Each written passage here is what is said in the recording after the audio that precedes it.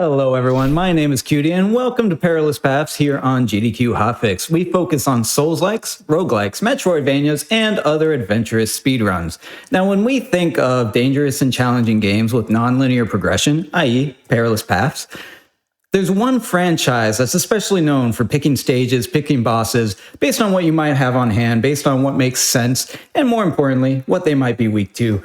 And of course, the franchise that took this and made its entire personality, more or less, is Mega Man. And that's what we're going to be showcasing here today. Now, the franchise has probably over 100 plus games, but we've picked out 3 bangers that we're going to be going through. First up, we're going to have Mega Man X8, any percent new game normal with Time Link, followed by Mega Man X3 with Geo. That's going to be 100%. Much more marathon friendly, more to showcase. It's going to be a lot of fun. And then lastly, we'll wrap it up with Mega Man 10, any percent bass and or bass. I know there's a correct one, but we're going to say whatever we're going to say.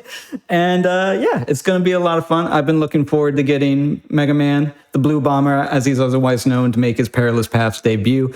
So let's go ahead and bring in Time Link, who's going to be doing Mega Man X8. How are you doing today? Hello. I'm doing well, thank you. I'm also very, very excited for this. It's been a long time since X8 was shown off at GDQ in any form. The last mainline event was about 10 years ago, SGDQ 2015, I believe. And then it was briefly shown at a relay about 5 years ago, and then it hasn't seen the stage since. And it's one of my favorite Mega Man games just in general, so I'm really excited to show it off again. Awesome. And I do want to do a special shout out. You are based in Europe, so it is about 1 a.m. your time right now. So I do want to just say that, you know, I really appreciate, especially whenever European runners are able to make this work. I know it's a pain. I know it's a weekday. I know there's a lot that goes into that. So I do appreciate you being here. But let everyone know kind of like a little bit more about yourself, what they can expect to see in the run. And then whenever you're ready, if you want to give us a countdown, we'll get into it. All right. Well, about myself, I'm kind of the Mega Man guy in a lot of communities. I run like a lot of them. I've basically ran most of the mainline entries at this point, like 1 through 11, X1, X8, 0, 1, 4, ZX and ZXA, all of the BN titles, all of the Star Force titles. I'm just missing the Legends titles, and I'm gonna wrap up my collection with those this year, hopefully. And yeah, X8's one that I just keep coming back to. Easy like default marathon submission for me. It's super smooth, fast-paced movement. I really like the game. Dynamic, energetic music. Yeah, it's a good time. Awesome. Well, I'm excited. And as I was telling everyone in the green room, I've played a lot of Mega Man games. I've not really played these 3. So I'm going to have no idea what's going on, just like some of the audience anyways. So take any of my reactions with a grain of salt. But I'm ready to get into this whenever you are, if you want to give us a count. Yep. All right. Timing starts right here when I select normal difficulty. So we can go in 3, 2, 1, go. Good luck, have fun. I just saw the poll in chat. Oh my goodness. All right. Is it bass, bass? I don't know how to do these other 3. I'm trying to come up with 5 ways to say it, but I'm not that creative. Oh my goodness. Right now, bass in the middle is winning with 5 notes. Fantastic. All right. Welcome to Mega Man X8. This is the currently last game in the X series, which is unfortunate to a lot of people because this game ended on a pretty big cliffhanger. We've got all 3 Maverick Hunters right here joining forces again, X, Zero, and the newly joined in X7 Axel, who's my favorite character in the game and one of my favorite characters in Mega Man as a whole, but unfortunately he doesn't get a lot of spotlight in this run because compared to X and Zero, he's just not that good in the speedrun, but I love him. There he is. I love him dearly. So this is the intro stage. We're going to get a brief rundown of each character's abilities. We're going to play one segment as X, one segment as Axel, one segment as Zero, and then they'll join back up at the end. This is Axel's segment. He can fling onto walls like this. He has rapid auto fire.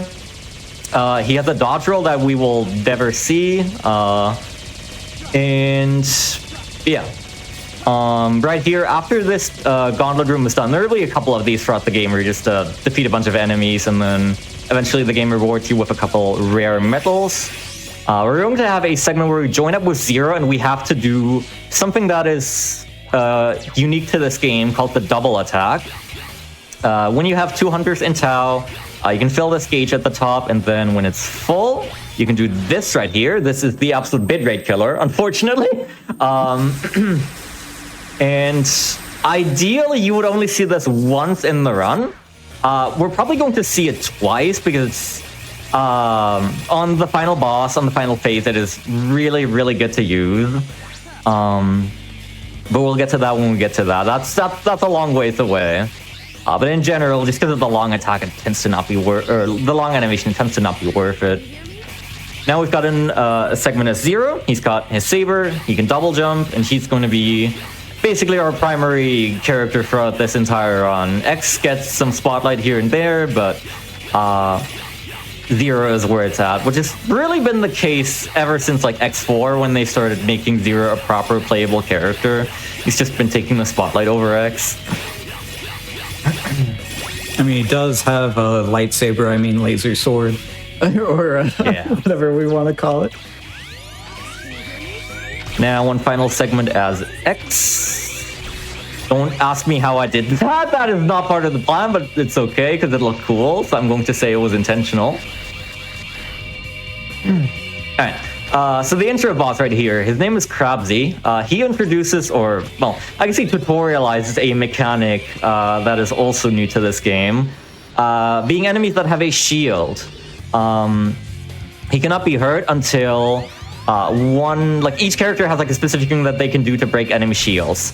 X's highest level of charge shot can do it.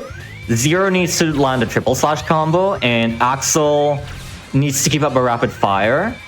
And the unfortunate problem with this guy is that they made his like flinch animation when you break the shield so long that we can just entirely stun lock him by just repeatedly doing full charge shots. He's kind of a pushover.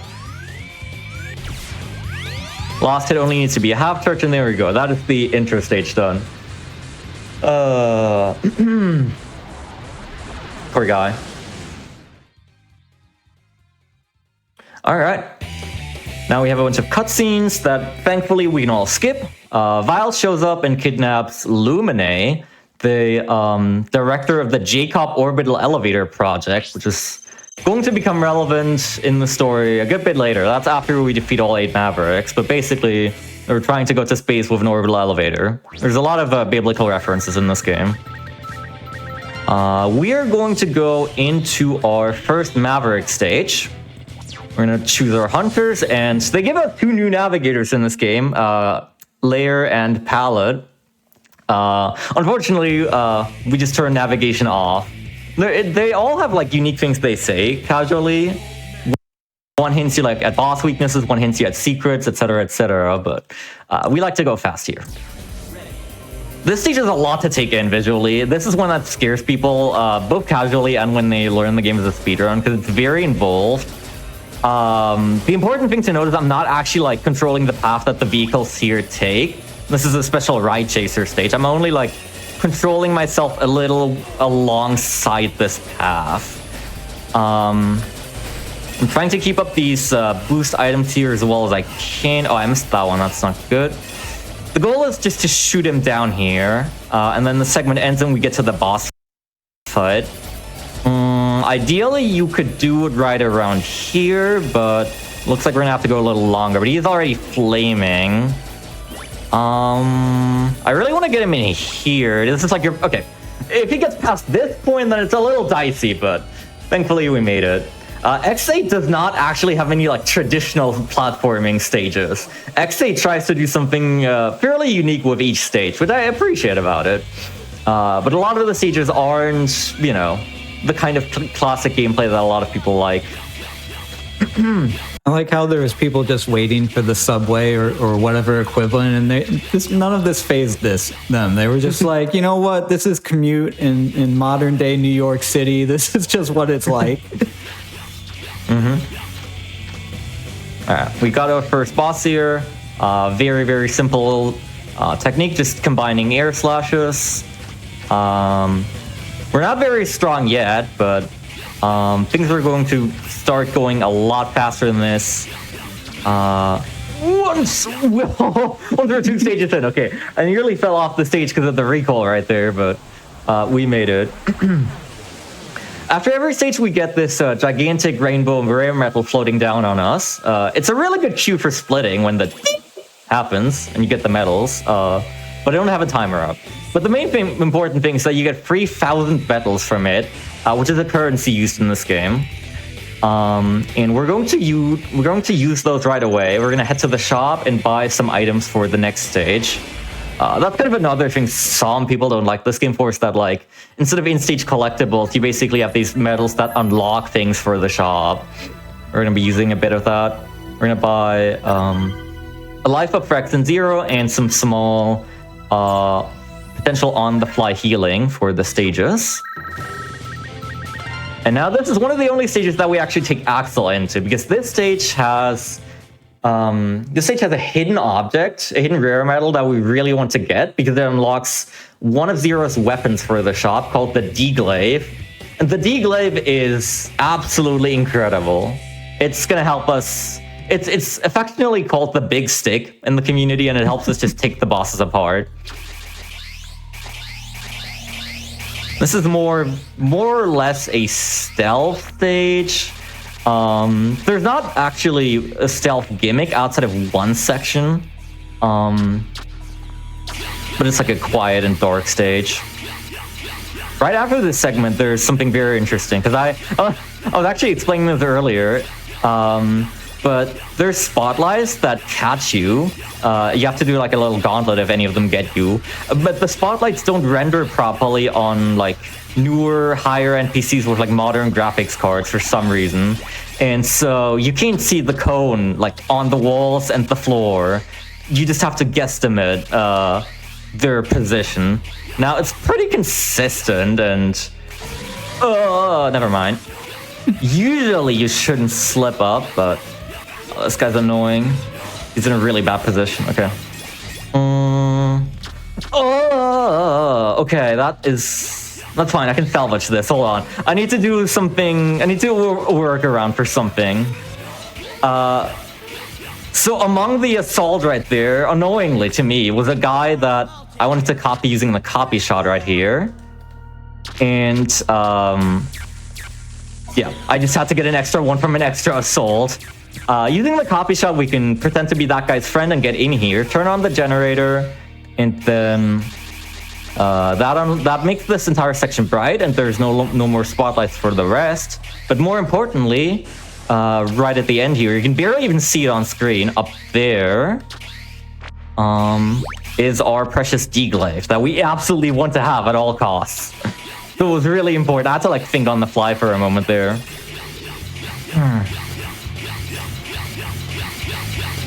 The copy shot is Axel's signature ability. This is the only time we get to see it, but like in lore, it's basically he's like a prototype new generation Reploid that can copy other Reploids that are approximately his size and stature. That's what we used to get in there. Yeah, I was joking a little bit earlier in the green room. This has like... Oops. That was an early jump. That's fine. The checkpoint's like right there. Oh, yeah, no worries then. But we were joking a little bit earlier that this is the Metal Gear Solid stage with the stealth followed by like there was a sleeping robot there and everything. Mm-hmm. I like how the ones that had shields had rainbow shields. You don't see that very often. Yep, that's the design for the breakable shields. That's like, or specifically the visual effect when you try and hit it with something that doesn't break it. I had to like try slash away at it a bunch. Okay, Dark Mantis is a fairly tricky fight starting out.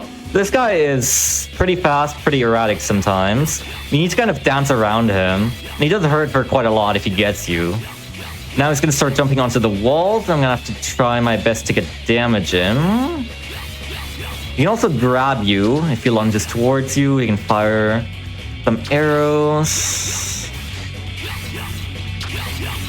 This is like one of the biggest early roadblocks for people learning the run is just surviving this fight. This is also why we bought those life bottles and the life up for 0. It's basically just this fight for now. But that actually went very nicely. And it's nice that it's at the beginning of the run, too. There's some games where, like, the challenge spot is, 50 minutes into the run, and it's, like, a huge pain. But this one's pretty early on, which is good. Yeah. Manowar and Mantis are definitely rough, but they're, like, they're the first two Mavericks, so... now, very interesting thing here. In the stream, you're going to be able to see my my mouse cursor on the window right there. That's going to happen whenever I, get that weapon get sequence. Because this is the PC version of the game. And give me 1 second to buy the D-Glaive right here. Someone, the previous world record holder, I believe, found at some point that specifically on the PC version, you can skip the last approximately 8 or 10 seconds of the weapon get animation by just physically clicking on the game's window.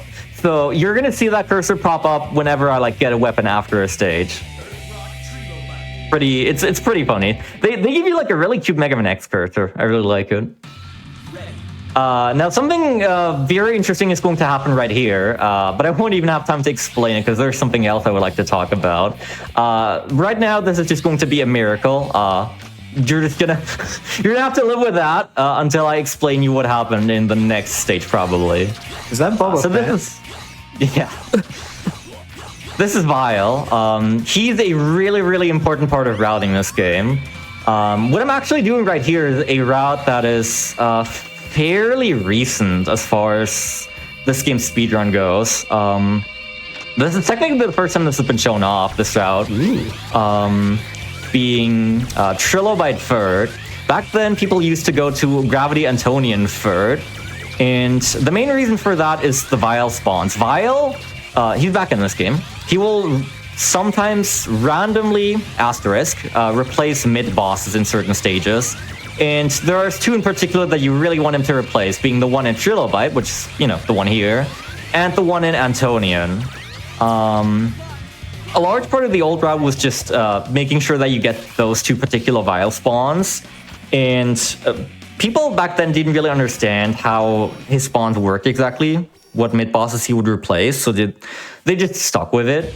But then people delved into it a bit, and then we found a new route that has various optimizations over the older route, while also getting the same Vile spawns, which is really nice.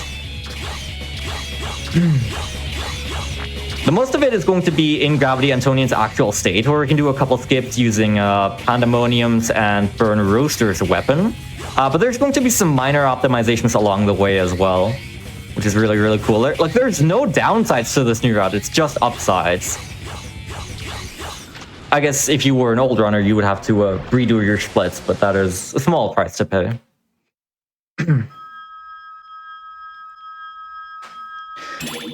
And that makes free. And I see you're collecting money, points, whatever in the top right. Do we need that for any purchases or routing down the line? Does that affect any of these new changes you were talking about?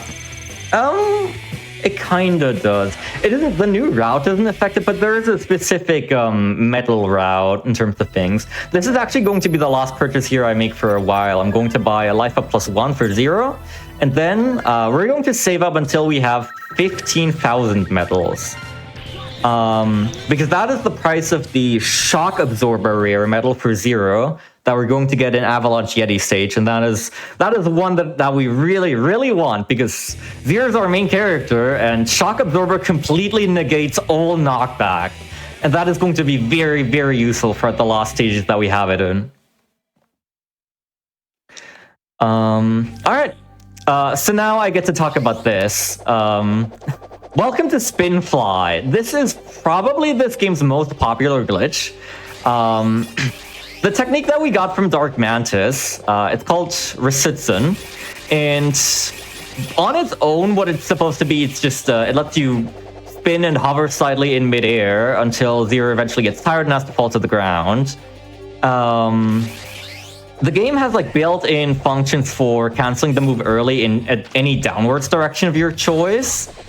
But for some reason there's a bug with it. I don't know why this happens, but if you start the spin, and then on the left stick you hold an upwards direction of your choosing, up left, up or up right, and then on the right stick, you flick downwards, or on the PC version you use the down arrow key. Zero will start flying the direction you hold on the left stick, so up left, up right, and what that basically means for us is we can fly! You also have like a permanent hitbox attached to it too, right? So there's no worries about you like running into anything knocking you out of it. You seem to be fully protected. Yeah, we basically are. There's a couple enemies that can get through because they don't die instantly or they leave like a lingering explosion or something, but it is yeah. Like Risutsun, just with its default use, is one of the best techniques in the game, but you know, letting us infinitely fly in any direction of our choosing makes it all the better. This is one of the primary reasons that Zero is the main character in this game, in the speedrun, and also one of the primary reasons that I like this game so much, actually. I think it's super fun. It takes a while to get used to doing the input, and not just that, doing the input like quickly as well. But once you have it down, it's so fun to just like fly through stages, especially here.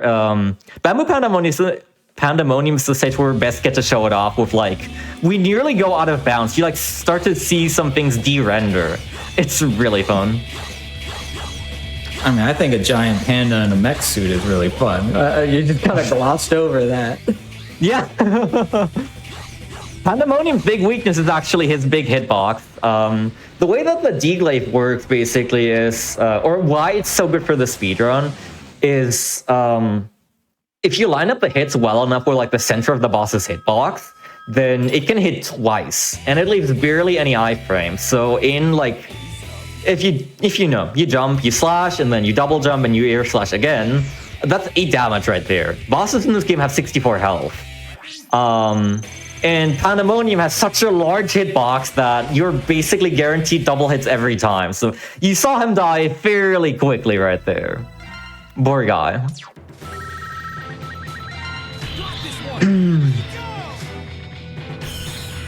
Now going into Yeti. This is another Ride Chaser stage, but this one's different from the last.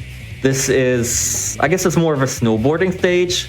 You actually have control somewhat, and you can also swap characters to a decent extent. In Manowar, it didn't really matter what character you were at, but here you'll see that X and Zero actually shoot out different shots. Like X shoots out his normal lemons, and Zero will shoot out these beam saber shots. The strat for going fast here is both characters have a dash. But they always need to cool down after each dash. So what we're gonna do is repeatedly have one character dash, and then at the peak of the dash, we swap to the other character and have them do their dash, and then both dashes will wait and cool down at the same time. And we just chain that basically over and over again. There are 2 mid-bosses in this stage, the second of which is especially tight. You can land a 1 cycle on both of them. It's fairly trivial on the first, but getting the 1 cycle on the second one is actually quite finicky, and it saves like 20 seconds or so if you get it, so... I would like to show that off. Here's the first one. It takes a while to come in, but it's gonna be there in a moment. The suspense.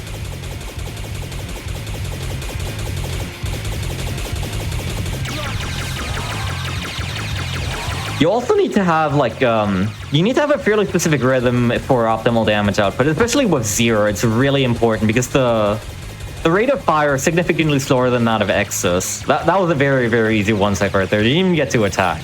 The next guy is going to have significantly more health, and he's going to be significantly more aggressive with shooting us. And he's actually going to be so far out, like in front of us, that we constantly need to dash to keep up with him. Exus is not doing so hot, actually. That is mildly concerning, but I think he'll be fine. But yeah, there's something else that is also unique to this game that you've been seeing the entire time is this. Sometimes the health will turn red on my health gauge. And I don't know if X is going to make this one. That means basically this game handles damage slightly differently than all the previous titles. Half of each damage you take is incurred directly, and half is like given to the character as red health. Red health can be refilled by swapping to the other character and either just waiting, or if you want to do it faster, if you KO enemies, that'll give it right back. So it's kind of nicer than the previous titles, although it feels a little weird. If you swap back to a character with red health, it'll immediately vanish, so you need to be using the other character. It's not generally something we care about a lot, but sometimes, you know, if a character is like about to die, then it can be good to be mindful of it. Okay. Here's the second mid-boss. He's gonna take a while before he actually becomes vulnerable still. I am kind of concerned about... It's not a problem if, like, X dies. It's just, it's nicer if he's alive because it makes the quick kill a lot easier. So let's see...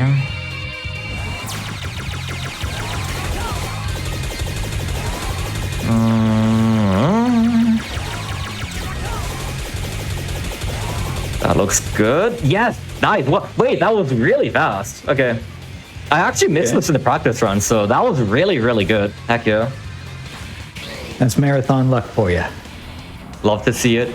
It takes like 20 seconds for it to do an additional cycle. That probably didn't even look hard. That probably looked super easy and like nothing, but I assure you, that is a fairly tight one cycle to get. Don't admit that it's hard. Just accept that it looks like that every time. It looks like that every time you do it. Oh man.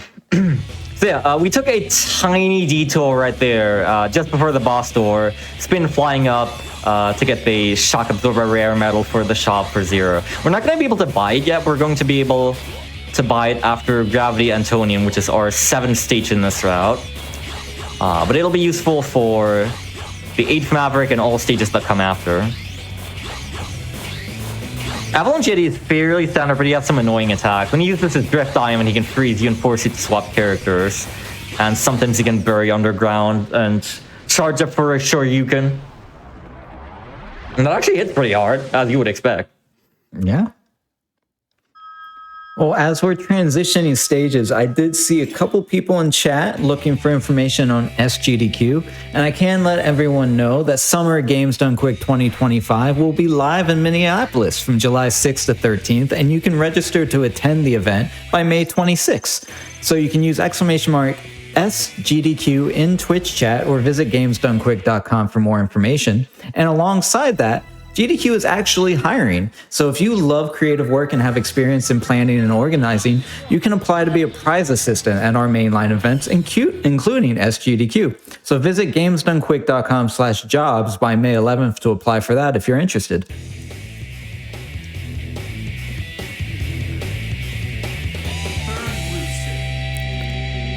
All right, going into Burn Rooster. Yep. I was going to say, I'm having flashbacks. I think I've seen a Maverick like that in another Mega Man game that gave me some trouble. This is fittingly also one of the most hated stages in this game casually. And it's also kind of bad in the speedrun because this stage is nothing but auto-scrollers for the most part. There's going to be this, there's going to be another auto-scroller downward later, and then you have to climb the whole thing upward to exit the stage, and after the boss, it's quite the thing. But for specifically that reason, I do a strat right here that basically no one else does to my knowledge, which is take Axel in. In this stage, Axel's pretty good to take in, because you can see right here, in this slow auto-scroller, Axel can basically reset his height every time. Like, he resets his fall speed every time that you tap the fire button. So you can just kind of slowly hover down instead of actually using the platform. So you can basically play the floor is lava with them if you want. I have Black Arrow equipped right here, which is also homing and will take care of any enemies. You can have any weapon equipped, though. You're looking like a Kingdom Hearts boss right now, just shooting out the shadow arrows. Yeah. The nice thing about carrying Axel into this stage is also this little gauntlet right here. You can literally just stand here, point the gun up, and just hold the fire button down. There's 16 of these dudes, and Black Arrow will automatically go after them. There's not really any downside to it, because Zero does all the combat and a lot of the difficult platforming coming up. And Axel just like makes these sections a lot more chill. And he gets more screen time, which he deserves. I am all here for this. This room is notoriously difficult because there's spikes everywhere, and if you know anything about Mega Man, then you know that spikes are instant death, and this game is no exception. So I'm gonna have to carefully maneuver around all of them. Thankfully, I've done this once or twice. There we go. Spinfly helped out a little at the end. And then there's supposed to be another little gauntlet with the fire guys, but Vile replaces it, which is nice because it would have been pretty long. Oh, that was one too early, wasn't it? Yeah, that's fine. I think it would have been like 24 of the little fire guys, which is quite the amount. So having Vile replace that one is very nice. And now for another auto-scroller. So what would have happened if you had kept going up there? It looked like I got confused for a second. I thought you were going up instead of down. Very good point, yeah. That leads to an optional rare medal with an item. I don't even remember what it was, but this game features a lot of collectibles in each stage. You can see at the end when it like tallies up, it'll say usually like found or completed 30%, and there will be like 3 or 4 empty squares, and that's all the items that I missed. It can be various things. It's usually something for the shop, a character-specific upgrade that you unlock, or a sub-tank, or yeah, anything that you would tend to find in the previous titles generally. And we really get very few things in this run. There is a 100% category, which gets all of those things. I don't actually know how long it is, or how much longer than this run it is, but it's very unpopular, sadly. It does involve a lot of backtracking as well. In particular to this stage forces you to backtrack to it twice, and you know, it's the stage with the auto-scroller, so it's not very popular, but it is out there. And yeah, it gets a lot of those things. Another specific thing, yeah. I was gonna say, I'm happy to say that Mr. Cab did indeed make it. Oh, heck yeah. Glad to hear it. Yeah, I was gonna get Mr. Cap on commentary initially, but child duties have called, and so I'm here soloing the show. Or not soloing, you know, I've got you here on my side. But yeah, I was gonna let you get away with it. I wasn't gonna say anything. But yeah, specifically the category for this run, if you want to be specific, is any % new game normal. This game does also feature a new game plus system, and when you play on new game plus, everything that you've bought in the shop on one save file carries over to the next. So all characters would start at like 32 health, I believe. You would start with 2 sub-tanks, you would start with all of the upgrades for each character. Like, you would start with Shock Absorber for Zero, and for Axel, and for X, and so on and so forth. But yeah, this is basically the standard, you know, beat the game from a fresh file category, normal difficulty, all that jazz. You actually... Yeah? I was gonna say, if you up the difficulty, what does that translate to? Is it more health, more damage? Does it make it harder? Like, how hard is it to transition to a different difficulty? Okay, first of all, let me cover the one difference in easy mode, or I guess the one major difference. So in easy mode, you also start with every character at max HP, and I believe you used to have 5 lives for every stage. But the trade-off is you cannot actually fight the final boss. The game ends after what in this category is the fight before the final boss, to not spoil anything on this old game. So yeah, easy just ends right there. Hard, I believe you cannot buy any upgrades from the shop. Your max health is permanently locked at what it starts at. Red health never recovers, and you know, thus damage is basically doubled. And there's something extra that happens in the final stage to make your life a little more difficult. I guess I can talk about it since we won't be seeing it. One of your characters basically gets taken away until like right before the final boss, and that makes navigating through the final stage a lot more difficult because there's some really difficult spike segments in that one if you play it casually. All right, we've endured the auto-scroller hell. I'm proud of all of us. I like how it made you go back up the way you came down, though. I find it fascinating when games do stuff. I know it's easier on the developers, asset swaps and whatnot, but I like going through stages backwards or going like top to bottom and then back up. Like, I always find that really interesting when games do that. That's neat. This stage is very interesting. This is a total contrast from the last stage, because this is the stage that was most majorly affected by the route change. This is where you can perform some skips. Like I said, using Pandemonium's and Rooster's technique, we can access some of these warps right here when we're not supposed to. The entire gimmick of the stage is that you use these red and green buttons to flip gravity, and then there's some block puzzles involving that to get to these warps.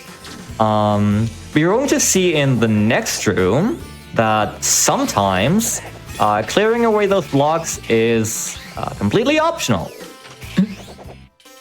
We just clip right in. This is a particularly long one, actually. You need to flip the screen 3 times for that one. And then you can just poke yourself right in here, and yeah, there you go. And this screen is also made very funny by spin flying, because that is not how you're supposed to do that at all. But doing it normally is fairly slow, so we just kind of shortcut our way up. And this right here is casually a nightmare mid-boss. It's like a 2-minute endurance gauntlet or something. Thankfully, we just get violently replaced, and that turns into like a 10-second fight. That's what I like about the speedrun. We get to see none of the big nuisances that would really impede your progress during a casual playthrough. The route we take is excellent. Okay, nice. Got a sandwich between those platforms right there. That's not easy. There we go. Just looking at this level, like casually, I can't imagine how difficult this would be to process, pushing all the buttons, everything moving around. Like, it's hurting my head. It's a thing, yeah. And there's an abundance of spikes everywhere to punish you for your mistakes, or even just basic experimentation. Oh, he's such a cute little guy. He is. Gravity Antonian is actually a pretty good part for me to talk about the nuances of boss kills. So bosses in this game have 64 health, and you always see they do like a little flame aura at 48 remaining, where they gain a little invincibility, and then at 16 remaining, they do their desperation attack. Every single boss in the game has one of these. And is that like the canonical name, the desperation attack? Yes. Okay. Pretty sure that's it. We want to use boss weaknesses very selectively when they're at like, say the boss is at like 50 health remaining. Then we want to use the weakness because the boss would go invincible for a long time anyway, because the like little flame war at 48 remaining. But they still actually retain the full extra damage taken. So we want to knock them as far past that threshold as possible. The same applies for the 16 health remaining for the desperation attack. We want to basically get them to about, say, 20 or 18 health remaining, and then hit them with a weakness, and then finish them off in one blow right after, instead of still having 16 HP to deal with. It's something you can see very nicely in that fight, because his, we just normal whack on him with the D-Glaive, but we can also work in Rasitzen, just no spin flying, just the normal spinning move for a nice extra 8 damage. Optic Sunflower stage. This is a very special stage. Well, what stage isn't special in X8? This stage is a bunch of mini trials. You saw in the background right there, that chamber, there was basically a scoreboard. to grade you based on how well you do. And if you look in the bottom right now, there's a score tracker and a timer that's going down. It's currently red, the number of little guys that I've defeated. That means the game says I'm not doing so hot. As soon as it hits 75, it's going to turn yellow, and that means I'm doing all right. I could be doing better, but I'm doing all right. And specifically what we're aiming for is actually to stop at 75. Because at the end of the stage, based on how well you did across all the chambers, you get given a specific reward. And we actually don't want the best reward. Or specifically, we don't want the reward that you get if you have your best performance on all chambers. So that one we just do like average on. And the reason for that is specifically because that's the only one that just takes down from 1 minute. The other ones, as you can see right here, all just end as soon as I've actually completed the challenge. So the first one is the only one where we were like time locked and where we could freely lose points. These ones I'm gonna all complete as fast as possible. And now you see in the background, the dot has moved to the top, and the chambers are gonna get quote unquote harder as well. But it is nothing that the D-Glaive cannot handle. You get to see pretty well in these rooms just how strong it is, especially in combination with just normal spinning resits and just like how rapidly you can have the hitbox hit and how large of an area you can have it cover. It's super nice.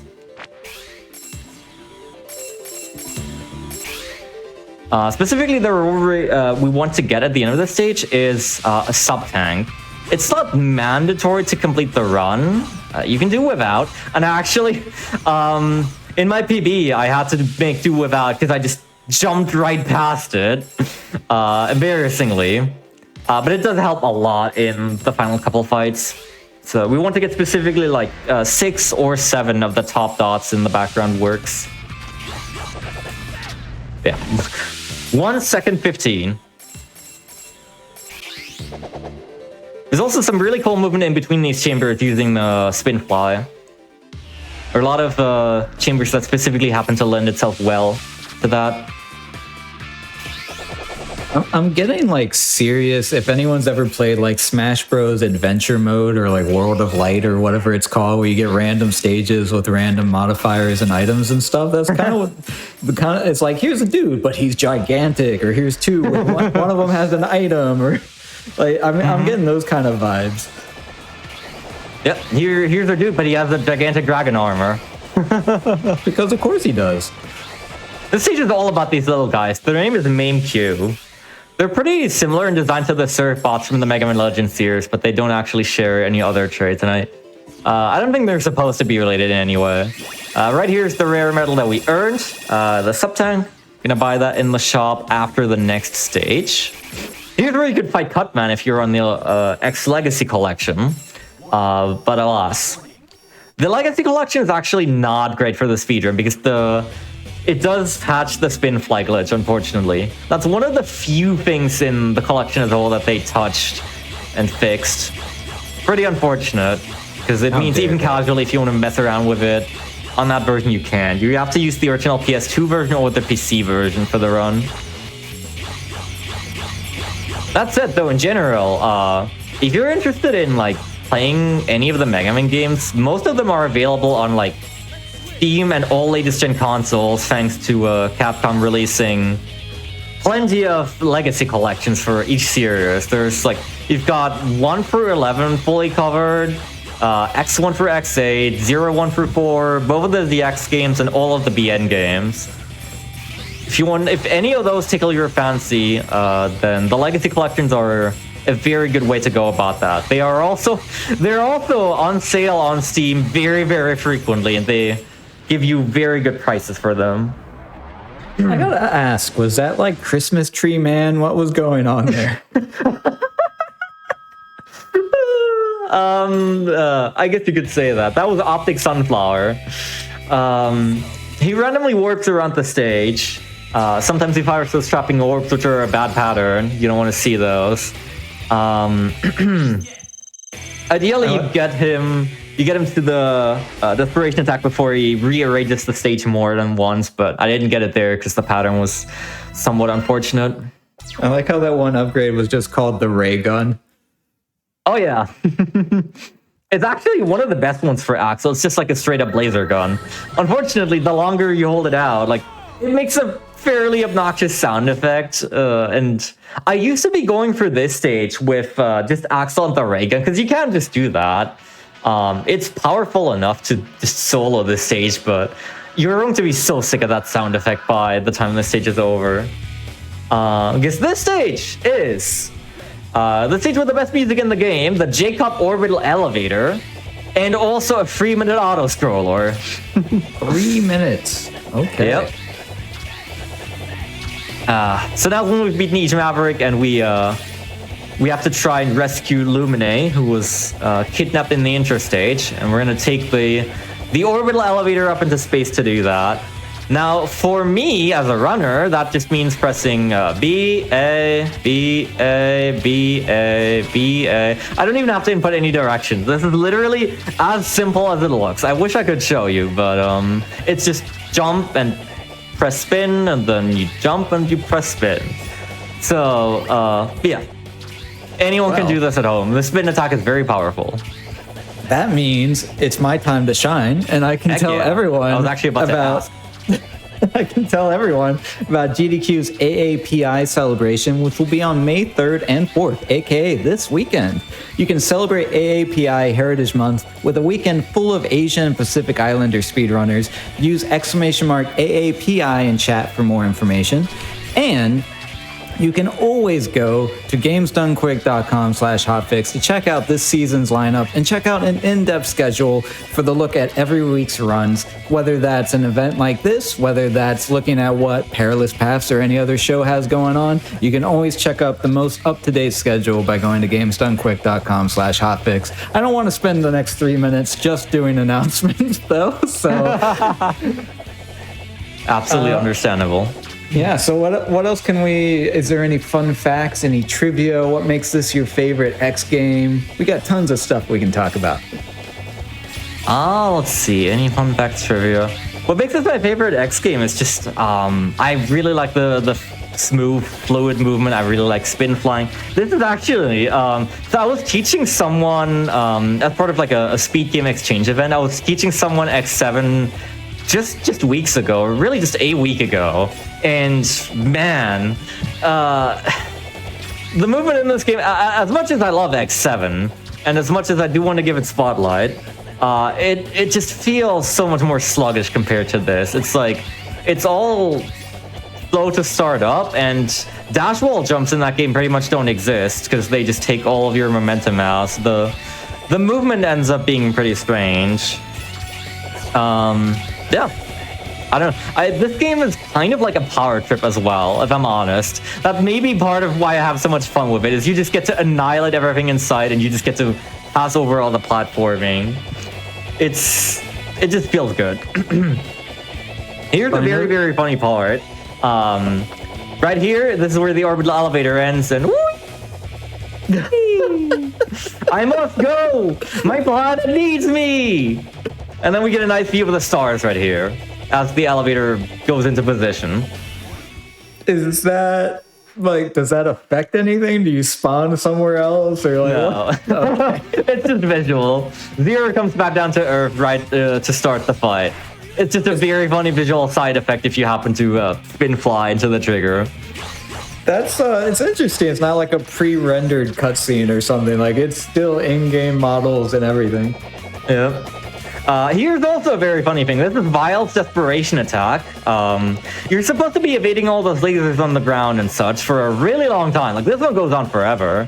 But I'm just spin flying up here. I'm spin flying straight up. I'm gaining altitude as we speak, and now when I see a specific visual cue right now, I'm gonna drop down, and Zero will lose all that altitude, and he should drop in very comedically right the moment that the desperation attack stops, which is right now. It is very comical. I really like that strat. He went full like Super Saiyan, and you're just like, nope, I'm out. Yep. That's a rare moment where there's no ceiling there. Actually, they in a lot of boss arenas they just place ceilings even if you're not meant to actually reach that high. But there we can just keep gaining altitude as long as we like. I like how of all the stages, that's the one you get 100% on. Yeah, because there's nothing to collect. It's just an auto-scroller.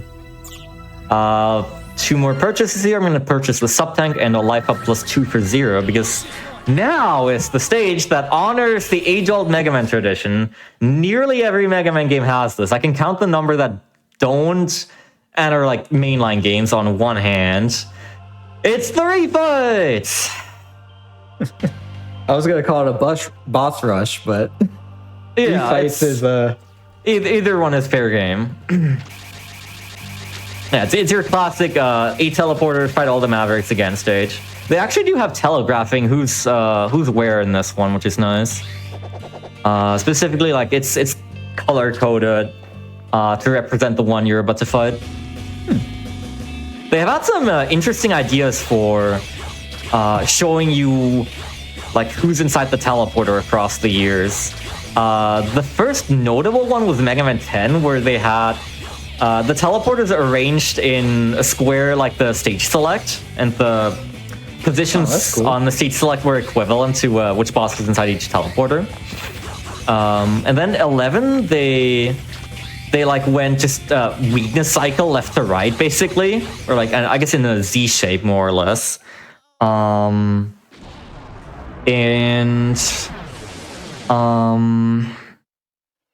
me think, are there any other notable ones? I'm sure there are. X5, X6, X7. Yeah, a lot of games it's always been pretty hard to tell, but some of them give you the kindness of teasing who's your opponent.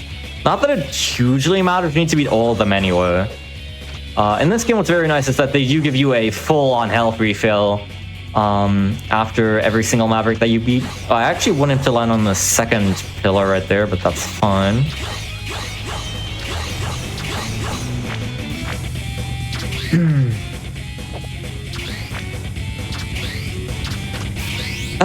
Burn Rooster. This fight is one of the longest ones because his desperation. He basically has 2 invincibility phases and then his desperation attack, which also happens to take the longest. And he's somewhat finicky to hit at ground level with his actual weakness, which you want to work in for a little optimization. That's the ice upswing. Yeah, that last part looked like the only viable option is deboost through everything. It looked like he covered the entire screen there. No damaging that fight is something special. There's a little bit of randomness to it. The pattern that I got was very unfortunate. I think pretty much not takeable. I guess you could spin fly to the ceiling, but that's a glitch and not how the developers intended you to do it. It does get a lot easier when you actually use the boss's weaknesses, but it is also fairly slow. Like Dark Mantis right here is weak to Sunflower's shining ray, but he's so blinded by the light that he gets iframes for like 3 seconds or so, as opposed to just peeling him off the wall with the big stick. So what's weak to Panda? Panda is effective against why am I blanking? It's not Trilobite. My gut went to Trilobite because that's what we use on him sometimes when we want to get him out of his shell, because Panda is an instant guard breaker. It's actually got a very nice function as that, but it's not actually. Oh, it's Sunflower. That's right. The Sunflower is weak to grass. Somehow, don't question it. Let me see. It was making sense when it was like sunflower, sun and dark, fire and ice. Like I'm getting it, and then I'm like, wait, there's a panda somewhere. Yeah, I believe it's. Let's start here. So, Thunder Dancer is effective against Yeti. Yeti is effective against Rooster. Rooster is effective against Panda. Panda is effective against Sunflower. Sunflower against Mantis. Mantis against Antonian. Antonian against Trilobite, and then it's Crystal Wall against this guy. That's the cycle in this game. Okay. This fight is actually somewhat interesting because it's like the reverse of the Antonian fight, basically, for us. Because his weakness is Crystal Wall, which is Trilobite's weapon, but that's basically just been infused into our saber for Zero. That's why it turned orange all of a sudden. And so anytime we just normally hit him with it, he gets like that huge weakness reaction. So what we want to do is like get minor chip damage in using Resistance, which doesn't trigger it, and then hit him for a big slash using just the normal saber. And I specifically, you were able to see very nicely right there. I managed it such that I was able to defeat him with just one swing when he came out of his desperation attack, where normally if you weren't paying attention to it, you'd still have 16 HP and that would be 2 swings.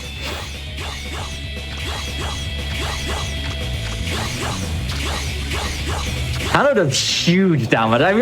I sometimes get greedy here and I just like stand inside of the hitbox of all his punches, and even with life up +2, before you know it, Zero is just gone. And you really don't want to have that happen because X can't... In the speedruns, he still has a lot of trouble fighting for himself. Alright, 2 more to go.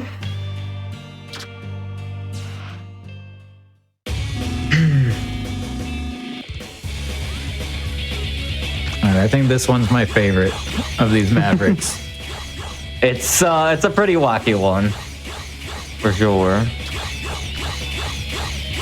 We're gonna see right here. So this is the first time he does it, and now if he gives me a decent pattern, I can get him before he shuffles the platforms again. But this is not looking good. Shock Absorber can negate a lot of things, but not those bouncing orbs, and they can be pretty nasty to avoid. Probably not. Yeah. That's fine.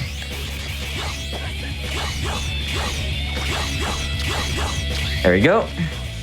Oh yeah, you're not able to see this here, but there's a very cool nod to Mega Man X4 in Optic Sunflower's actual stage, where for his Earth Crash move right here, you saw the the final weapon from X4, the final stage of that game was like a giant space colony, space weapon. And that was what was in the background in Optic Sunflower stage, firing those lasers from space. You don't get to see it here, unfortunately, but it's a cool subtle nod. Oh, we get to see some space. Yep. We just see the moon out there. Teaser for the next stage.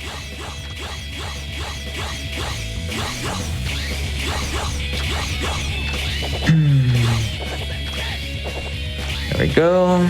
It's hard to actually count the individual bars sometimes. You just kind of have to start feeling it out. It's also not super important to pay attention to when you're just learning the run. I would argue that the run is fairly easy to learn at a basic level, but there's a lot of leeway for super minor optimizations for like minor extra spin flies you can work in, or minor movement stuff, or you know, all the minor boss stuff I've already covered.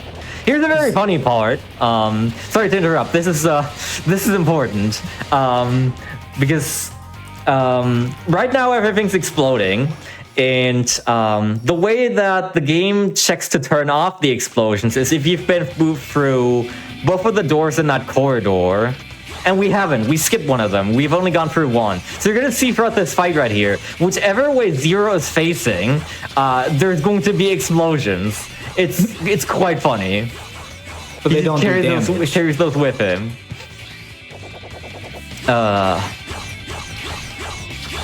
Yeah, it's Sigma. It's my god, it's the final boss of all the games, and we beat him. So oh, wait a second. That was a copy. What the hell? I guess we got scammed. Chad is letting us know that the final weapon satellite is known as the Death Flower. Interesting. I don't think I actually knew that. Apparently it's according to the X4 manga. Okay, yeah. That I would have no experience with. We're pulling out the deep cuts here today. But I was going to ask, when you were doing the boss rush, it looked like you were on top of an organ. Is that meant to be a musical instrument, or that was just kind of a bunch of pipes? It's probably supposed to be like an actual musical instrument. I'm not 'Cause I sure know- why it's there exactly, but it's Oh, probably... Yeah, when we were talking about bass and all of it, about Mega Man has a lot of themes going towards the music side. I was wondering if that was like an intentional, like church organ type thing. Mega Man does love its music, puns, names, whatever. I mean, like, so many of the characters in the classic series are named after like musical things. I mean, you've got Mega Man himself, like Mega Man and Roll, Rock and Roll. The main characters, and then you have so many of the side characters. You have Anchor, Quinch, Punk, Ballad, and yeah, they do love their musical references. I mean, Axel could even be a musical reference to a certain musician. All right, that was Vile again. He has a ride armor now, but he's not much more threatening. There's actually, the 2-cycle there is fairly specific. It's always 2 normal iframe cycles with Glaive, and then follow with his weakness, which is the ice weapon. And that'll get you a nice 2-cycle. And this part is also pretty infamous. There's a lot of spikes around here. They're all pretty deadly. Again, any of those are instant kill if I happen to hit them. And there's, right here, there's very cheap hits right there. They just kind of shadow drop you into that. And this section is horrible normally, but we just, using Spin Fly, we just skip past all of that. I'm sure some people are upset at seeing that, and I can't blame them. There's like an almost Kaizo difficulty section right there that actually makes really cool use of each character's air dash, but is super, super difficult and unforgiving. But yeah, moving on to the real Sigma. This is actually going to be a rare moment where we use X in combat. Right here, after he takes a specific amount of damage, he's gonna grab Zero and hold him, and we have to summon X to let him go. And now we're gonna use Shining Ray. This is his weakness, and actually doesn't do a lot. It doesn't actually do a million iframes, so we can actually reasonably use it. And so to save health on Zero, and actually because this is quite fast, we're just gonna use this. Should be the last one. Nice. And that's Sigma. That's it. We beat the game. We beat the eternal villain. That's it, right? He's always the last guy, right? Wait, what is this? Oh, the music. It's good. He has the Chaos Emeralds. I was gonna say this turned Sonic. Turns out he was actually not the good guy all along, and this is the first time in the series that Sigma is not the final boss. This is also what I mentioned earlier. On easy mode, the game would just actually end after Sigma, and you wouldn't get this fight, but this is the real final boss of the game. He's gonna go through all the 8 boss powers, some of which you can hit him during, some of which he'll always be invincible. Like, right here, I'll be able to hit him as soon as he takes form. But then I think next he's gonna go do Rooster, yeah. And he'll be completely invincible here. This phase is fairly simple. I just have to watch that I don't take too much damage during it.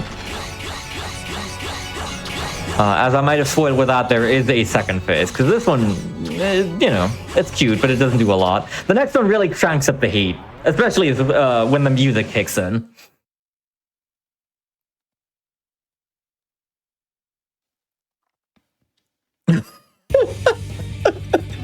They went full Final Fantasy Sephiroth up in the sky. Like, yep. He does have more than one wing, but, you know, it's close enough. Yeah, this is Luminate's second. This fight is usually pretty long, but you can actually skip a lot of attacks if you just keep up a good assault, and that does mean tanking a lot of attacks usually, and that's why it's nice to have the life tank right here. We're just gonna keep on going as much offense as possible. Right here, he's invincible during this attack. This is like the one big script attack you have to see. This is actually a very cool attack. It's not very lethal, but it is pretty cool how you like weave in between those 2 bullets and like, you know, has them go back and forth. And then right after this, if I've done everything right, should be the final phase. Time is actually coming up pretty soon.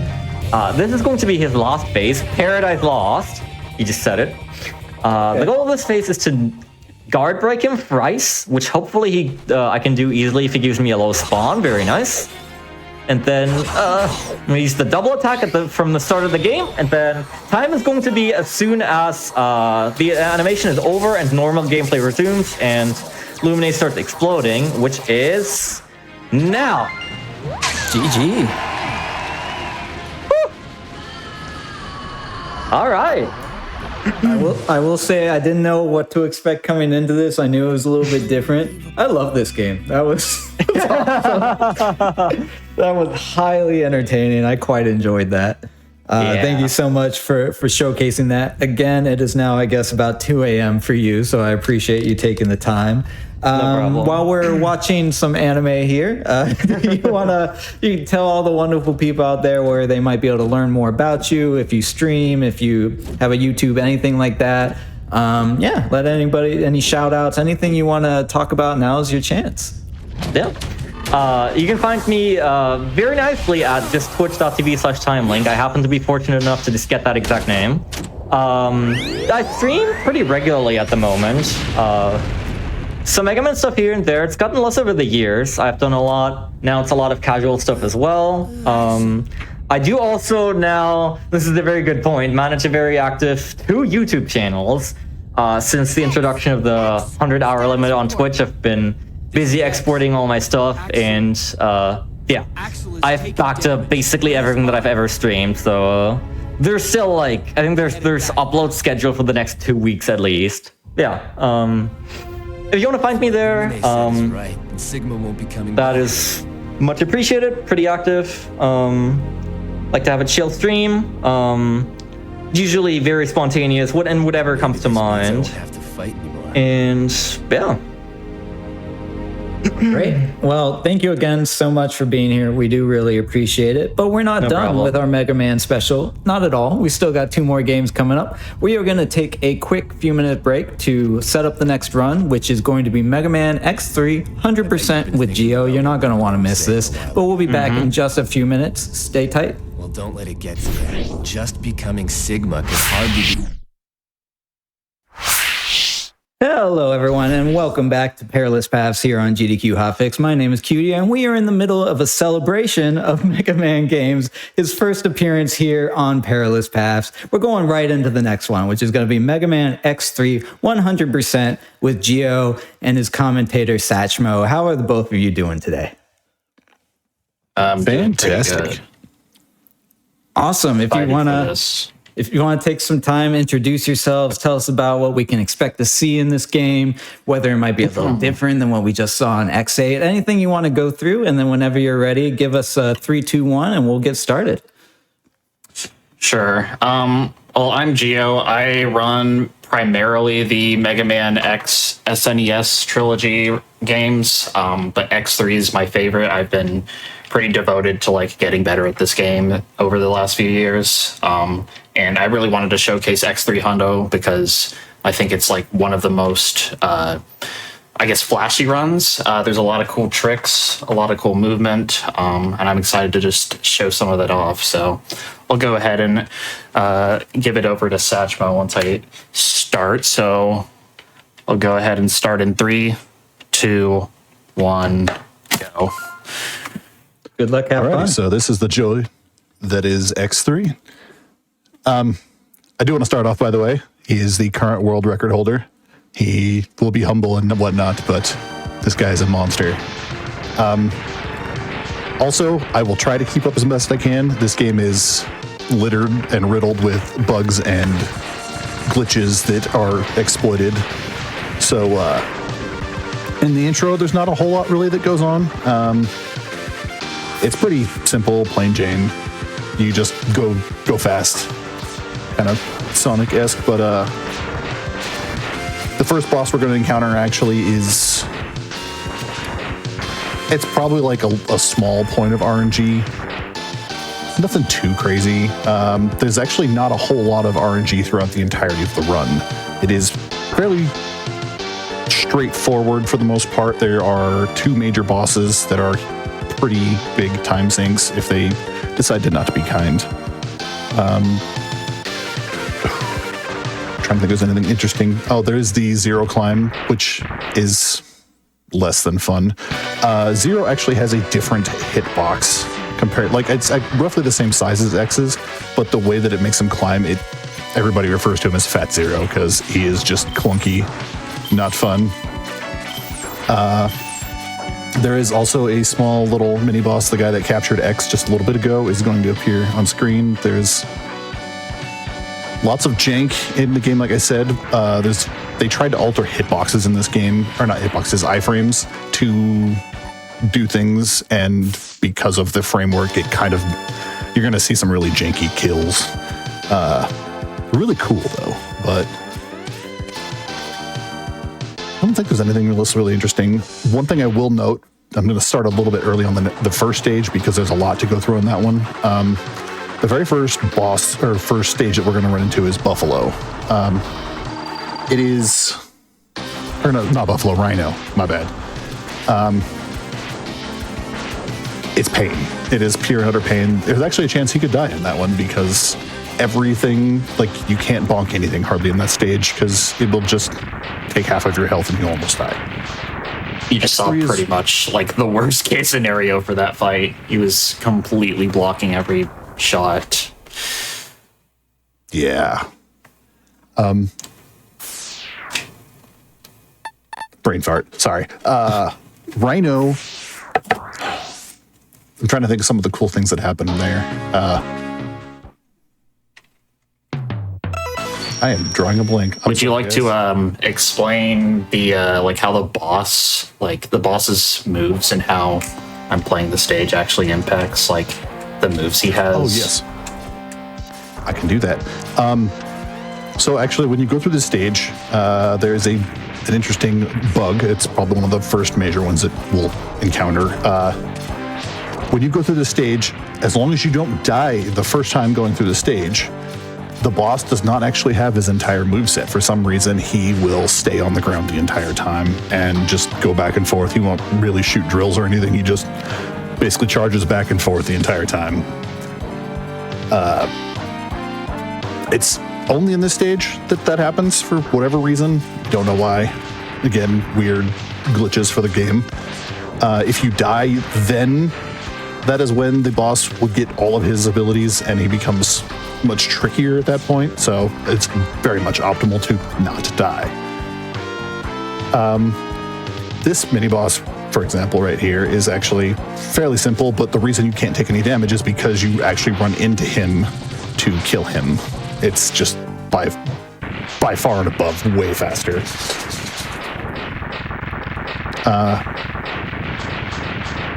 The main point for going through the stage, though, is you actually get one of the first weapons that you can use fairly well. Ironically, actually, now that I think about it, we don't really use it for Buffalo. Yeah, we have so Tunnel Rhino stage is like the stage you pretty much have to go to first in order to like minimize revisits because we need the drill for pretty much to unlock a lot of the stuff like the Buster upgrade in Tiger, some of the stuff, the Heart Tank in Buffalo as well. Yeah, I've spaced that. That's the main reason we do him first, but you're gonna this fight is honestly kind of comical. You're just gonna watch him go back and forth, and you're gonna see a lot of just kind of weird, buggy AI with some of the bosses. Buffalo, who's the next one, will actually have something that is even more riveting to watch than, charging back and forth. Oh, you've got a good pattern on. Nicely done, sir. Yeah. So now the next stage is actually the one I was mixing up, and that has actually a lot going on in the stage. Sorry, words hard. Flat out, to start off with, the stage, there's something called slope jumps. And the way slope jumps work is when you are going downhill on any flat plane, like if there's not a flat plane, but if there's like a slope plane going downhill, when you're walking down it, for whatever reason, all three of the SNES games, you get increased jump height. And for whatever reason, when you're on ice, when you walk left on ice, you will always just get a slope jump. We don't know why. It's just the way it was programmed, but that is one interesting fact that you'll see him abuse a couple of times. Also, if you notice those blocks, when he drilled them to get to the heart tank, they disappeared pretty much instantly, way faster than you normally would. Another glitch. It's kind of hard to explain, but basically if you despawn is it the blocks or the drills, Geo? I thought it was... It has to do with despawning one of them, and when you despawn them while the hit is going off, it will instantly destroy the block.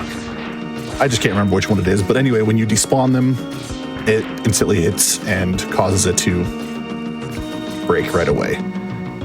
Also, he just got done doing one of the most difficult tricks in the game, and probably in the entirety of the X series, the bootless grab, which I can't do it very well.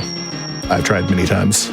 It's akin to Iceless from X1 if you're familiar, but harder. It's much more tight. It's such a weird jump. There's not really even a visual cue. It's way more feel-based, I feel like, than Iceless. So now you're going to get to see the joy that is Buffalo. Something to note about Buffalo, when he turns and checks for X's position, he will, if you're above his vision plane, there's a little plane that he looks at, and if you're high enough, he will, for some odd reason, think that you're trying to jump over him, and he just turns around and repeatedly runs into the wall. And that is the Buffalo fight in a nutshell. This is... Honestly, it's harder to do than it looks. Like, it is very, very challenging, but it is a very simple exploit. Yeah, this is one of the newer versions of the CFO that I developed, where you're pretty much able to... Before, you had to kind of like reset him to where he was facing, or he would run back into the wall again to like reset him, just because it's hard to actually like keep doing the lemon into the charge and not have him like start facing you and then everything gets thrown off. But that's a newer version of the fight that I came up with, where you're pretty much able to do that the whole time. So I call it the ultimate CFO. Flashy name from Geo. All right, and next we have Tiger coming up. Tiger is one of the first major RNG points. When you get to him, when he gets to the point where he can do his desperation move, he doesn't directly have a desperation move, but he has a chance, once he reaches the threshold from health drop, to basically gold charge and become invincible, and you can't damage him until he comes out of it. And you basically want him to not do that at all. There is a chance that he could not do it. There's a chance he could do it quite a bit. And I don't know what that max is. I think the highest I've seen is 6. But it's not great if it happens. We are, however, getting to one of the first major upgrades, and it's the reason it's routed this way. Buster will offer us probably one of the flashiest things that we can do, which is neon jumps. And in X2 and X3, when you have the upgraded Buster and charge up to full, when you release your first shot, you enter a neon state, and every time you shoot, there is a singular frame that is considered a ground frame, even if you're in the air. And we will abuse that to basically move to higher places. Also, nice quick kill. It was a good timing. That is surprisingly tricky. So anyway, back to neon jumps. Like I said, when you basically shoot, you get one frame of ground frame. I mean, it's a little tricky to get used to. It's not too bad once you get used to doing it, but it is very hard to do. And he's going to abuse that quite a bit because this is a very vertical game as a whole, and it's just going to make everything really flashy looking, honestly. Let's see if we get bit fight though, because there is something interesting. Oh, we did get it early. So in the X3 games, there are, I actually just learned this, the Nightmare Police, which are bit and bite. Bit and bite only show up in the 3rd, 4th, and 5th for bit, and the 5th or the 6th, 7th, and 8th stages for byte. So when we do actually the speed run, we actually have to, because that fight is random as to which stage you get it in, we basically have to group up our split time to all 3 stages. So it ends up being a massive split, which is not par for course for most of the X games you usually... Oh, here's our neon jump, by the way. Most everybody usually does like splits each stage individually to just kind of make it easy to track. And this game, you literally can't do that. Other than that, though, this fight is pretty straightforward. There's nothing crazy about it. You're basically hoping that you don't get gold charges. I actually don't know offhand, though, how much time you lose per gold charge. Like 2.5 or something. Is it really that much? I didn't think it was quite that much. I was thinking It's a lot. Second and a half. Wow, is he going to be nice? I said, Yeah. oh my, he is. Dude, he's been so mean to me lately. Probably you probably noticed me using lemons a lot throughout that fight. You're not only just using the CFO, but he actually has like his iframes like reset sometimes. Like if his pattern changes, it's really weird. You can get like double hits sometimes off with the lemons. And I also started the fight with ice because ice is actually his soft weakness. Charge ice does too, so if he had went into desperation, I probably would have just continued to use charge ice. Alright, so now we're in the joy that is Beetle. This is actually one of my favorite stages. I love playing this one. Well, no, good fight other. You alright there, buddy? We're just getting out of here alive. So this one, there's nothing super crazy here. There is a ride armor that he will pick up, the heart tank, which he will grab on the way. No, he does a revisit for that, I'm sorry. And most of it is just enjoying. There's the neon jumps. He missed it there, though. You were supposed to get a second one there, so. No biggie, though. We're just here to have some fun. I'm so glad there's health here. Except I'm not gonna collect it on that one. Ugh, I just want to make sure I can... Dude, I'm like struggle busting this stage right now. This stage, I swear, is so hard to do perfectly. And I am struggle busting it right now. It's fine. It's just a celebration. Anyway, we are actually getting to the beetle fight. There is a little bit of a nuance here for this fight. For the most part, you can technically, like, there's an easy way where you can basically just shoot Ray Splasher, which is his weakness, and kill him. But for 100% high end, there is actually a strat to basically... It's a pseudo CFO. And so what CFO is, I actually call it charged firing optimization, but it's basically where you use iframes to charge up your buster and release a shot into him. As you can see, it's very quick. But essentially what he does is he uses the weakness, because when you use a boss's weakness in this game, they get extended iframes.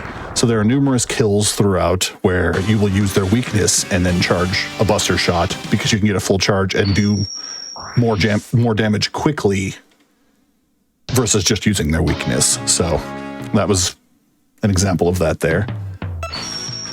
Our next stage is Seahorse. Seahorse is... There's one tricky part to Seahorse. Pretty much everything that you need a special weapon for in this stage is only weak to one special weapon, which is your ice. And so this stage is basically about managing your ice weapon well so that you have it for the boss. There's actually going to be a really fun trick with his iframes in that one, which is probably the second fastest quick kill by a fairly large margin. essentially what he does is when he'll jump in the air, if he's mid-air and you hit him with his weakness, he will fall to the ground, come out of iframes, but be stunned. And I'm gonna go for the no up dash. Oh, No, dude, I've been hitting it so often. you scared me for a second when you missed the water jump. Anyways, I was saying, everything is weak to ice. So this first mini boss, he's going to use a bunch of ice, and he actually is gambling a little bit because he is using the ice jump. Ooh, that was an interesting kill. So once he gets to the last boss, or to the boss, sorry, not last boss. Once he gets to the boss, when the boss jumps up in the air, he falls. He's going to be stunned. He will come out of iframes, but he won't re-engage the fight, and he basically can just take damage continuously and not go into iframes again. It's kind of a jank overlap that we exploit to kill him quickly. Hope it goes well because it is a little hard to do.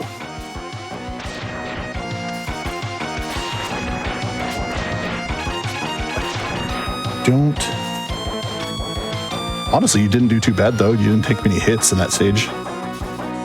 Definitely fun, by the way, too. Better than Beetle. Goodness.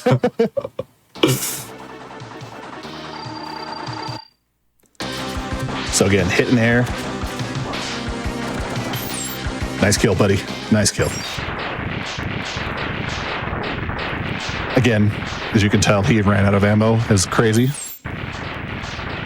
I don't know if I would have went for the ice jump there. So props to you, sir. I think you have just enough to do that grab with to get the ride armor piece with ice, then use ice on the mini boss, and then get a 2 cycle. You have just enough. Where you have no ammo or like 1 ammo left over if you don't get ammo. So I'm usually fine. Every time I try it, I always miss it. So now we are in Hornet stage. Something else to note, which you don't really get to see too much of it in this one, but as you kill bosses, stages will change.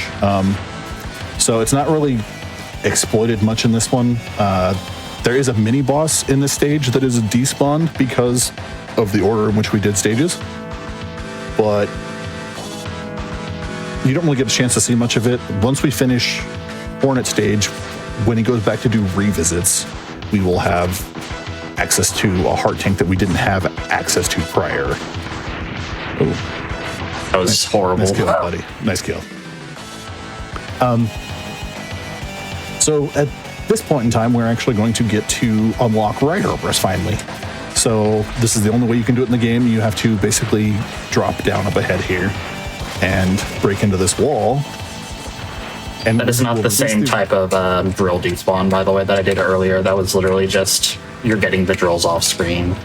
That wasn't like a despawn. I guess same type. It was a despawn, but it's not the same type. Yeah, not the same type as. Oh my goodness. Alright, I'm gonna hope to not get fight here because there's a slightly new strat that I can go for. Okay. Yeah, you can do a slightly faster fight if you have armor. Have it yet? So. Yeah. Something to note, like I said here, we are now in the bite split, which is the last 3 stages, and there's a chance every time you enter into the bit bite rooms that he will spawn until he spawns and you defeat him. We are now to Hornet, and there's actually a unique interaction here you'll watch him use. Basically, when he uses a charged weapon and the hit engages, it will drop him down.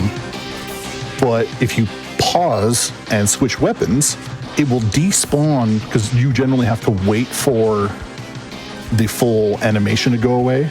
But if you pause and swap, it cancels the animation, drops it, and then he can basically speed up the fight that way by canceling that animation and just being able to do more damage as you go forward.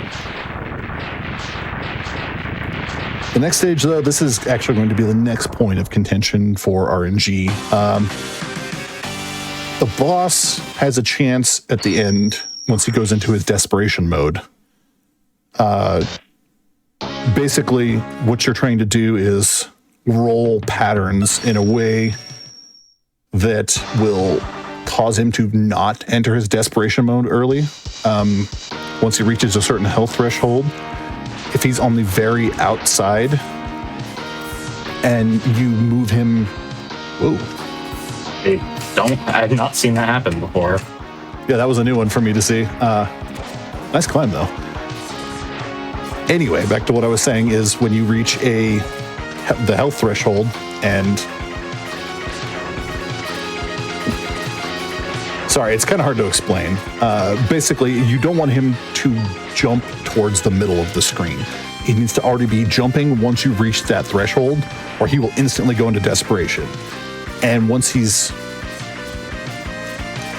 gone, like done the jump and proceeded forward, you can then basically keep rolling the patterns and hope that he doesn't start his desperation move. Because once he starts his desperation move, you start losing time quite a bit because there's a very large iframe gap in between the times that you can hit him once he enters desperation mode. Also, another piece of armor here. He gets the chest piece, which allows him to take more damage, but being the awesome speedrunner that he is, he really won't use that here. Hopefully, no bite. It's fine. Doesn't really matter where he spawns from here. As long as he doesn't spawn in Hornet, and even if he spawns in Hornet, it's like a half a second time loss.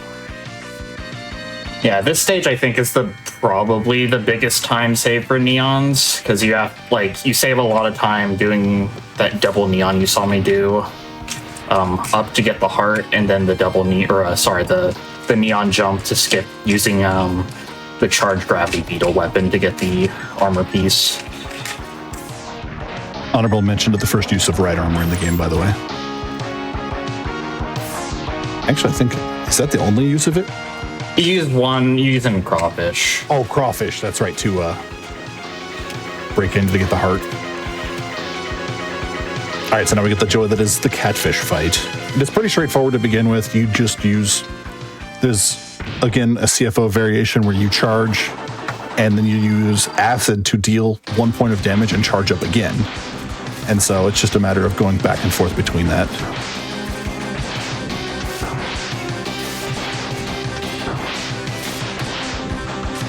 And he's about to enter the threshold. So now he's at the threshold and he's trying to get as much damage off as he can and roll the patterns, which he actually is getting a really good pattern here. Really good pattern. Nice kill, buddy. That was a really good RNG from Catfish. That rarely happens, so. Yeah, it's weird. You didn't even get this, the charge. This is actually a use of the charge drill as a weapon for once, because charge drill actually does 3 damage. But if he goes into his desperation mode, charge drill only does 2, just like the regular one. It's very frustrating. So that's why you might see me use drill early on, and earlier on than I would in any percent. Just because I want to make sure I can use charge drill. I just realized there's another interaction too that I didn't talk about. So a fun thing about drill too, if you guys didn't know, is drill is exploited in speedruns. We don't really use it too much in the Hundo run. It's more used in the 80%. But basically, when you hit an enemy with a drill, they are, I believe it's 15 iframes, basically, or not iframes, but 15 frames worth of no hitbox. So you can actually go through enemies after hitting them with a drill. That is just, it's a weird glitch with X3. I don't know why it exists, but it's a lot of fun. Also, we're going to get Lakeside House bite here. Did you want to explain? You were saying something about a kill here? Yeah, give me a second. Let me go ahead and...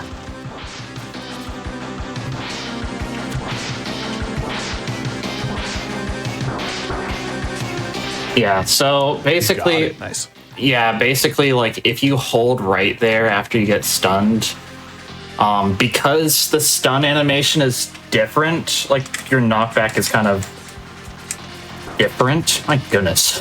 I'm so used to any percent swaps. Because your knockback damage is, well, your knockback is a bit different with the armor. You're actually not able to do that strat because you'll just get flung around the room. But I actually was able to get out of that. It saves like half a second over the other strat. Also, we are now entering, what is it called? Vial Factory? I guess so. Something like that. Anyway, one of the things that we're going to do is we need the saber at the end of the game. And in order to do that, when you reach Doppler 2, which is the second fortress stage for this game, you need to have Vial killed. So he actually needs to be defeated. Something I didn't mention before, if you use Bit, Bite, and Vial's weakness as their last health or last damage, they will actually be destroyed. If you don't kill them with their weakness, or if you don't hit them with their weakness on the very last health, then they actually will. They don't die. And so we exploit that for Bit and Bite by not killing them. To fight God Car Machine, which is just kind of an easier fight to deal with. And then B, it also skips their explosion animations, so you don't have two of these going off. Vial, however, you need to kill, so that when you reach Doppler 2, basically you can use. You want the mosquito to spawn, basically. Mosquitos, I think. It spawns Mosquitos, which is a mini boss that you need in order to get the saber. What happens is you fight Mosquitos in Doppler 2, and you swap to Zero, and Zero will, for all intents and purposes, basically die. He gets injured, and you get his saber. Saber does half of a boss's health pool, and we basically use it for the entirety of the game once we get to it. So we go to Vial Factory here to kill Vial so that we can do all of that. It's a lot to explain because there's a lot of nuances as far as like the way that the game handles kill orders and who you kill and who you don't. There's multiple endings based on who you kill, who you don't, and if Zero dies. So we are choosing the optimal one to basically make it so that we can kill everything as fast as possible and get through the game. Also, you may have noticed, like back in Vial Factory, I actually killed Vial with half an ammo. It doesn't actually show up. I can explain why it happens after this little quick kill. My favorite quick kill here. Bye, health. And that one is officially the fastest quick kill. Did you want to go and explain the thing? Yeah, so basically the fight I did in Vial is actually a really difficult CFO.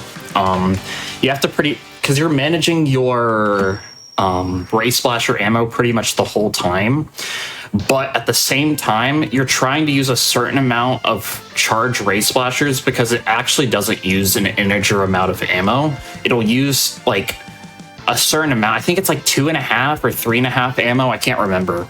But basically, at the end of the fight, it'll look like I'm out of ammo. And that's why I was actually able to still kill him with charged Ray Splasher, because I actually had half an ammo out left.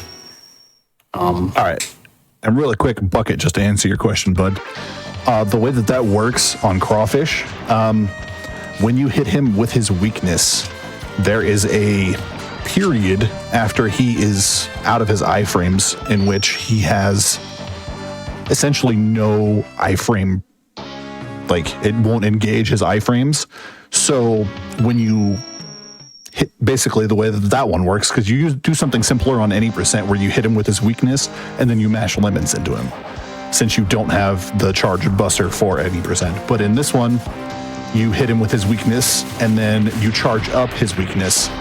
And while he's in that iframe lack cycle, I don't really know what we really call it, but basically where he doesn't have iframes re-engaging, you just hit him with his weakness charged and it continually hits every single frame and his health just melts.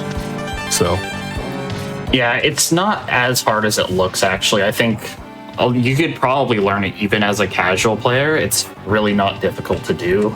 It does take a little fidgeting around with it, but it's honestly probably the easiest quick kill to do in this It is game. very flashy and cool, though. And this one right now, you're just seeing him go through and do revisits. He's just getting the last of the items that he didn't get. So he has to go into Hornet and get the health, and then he comes here and gets the sub-tank, the heart, and the helm, which is the last of the stuff that he needs out of the 8-map stage to basically quantify it as a 100% run.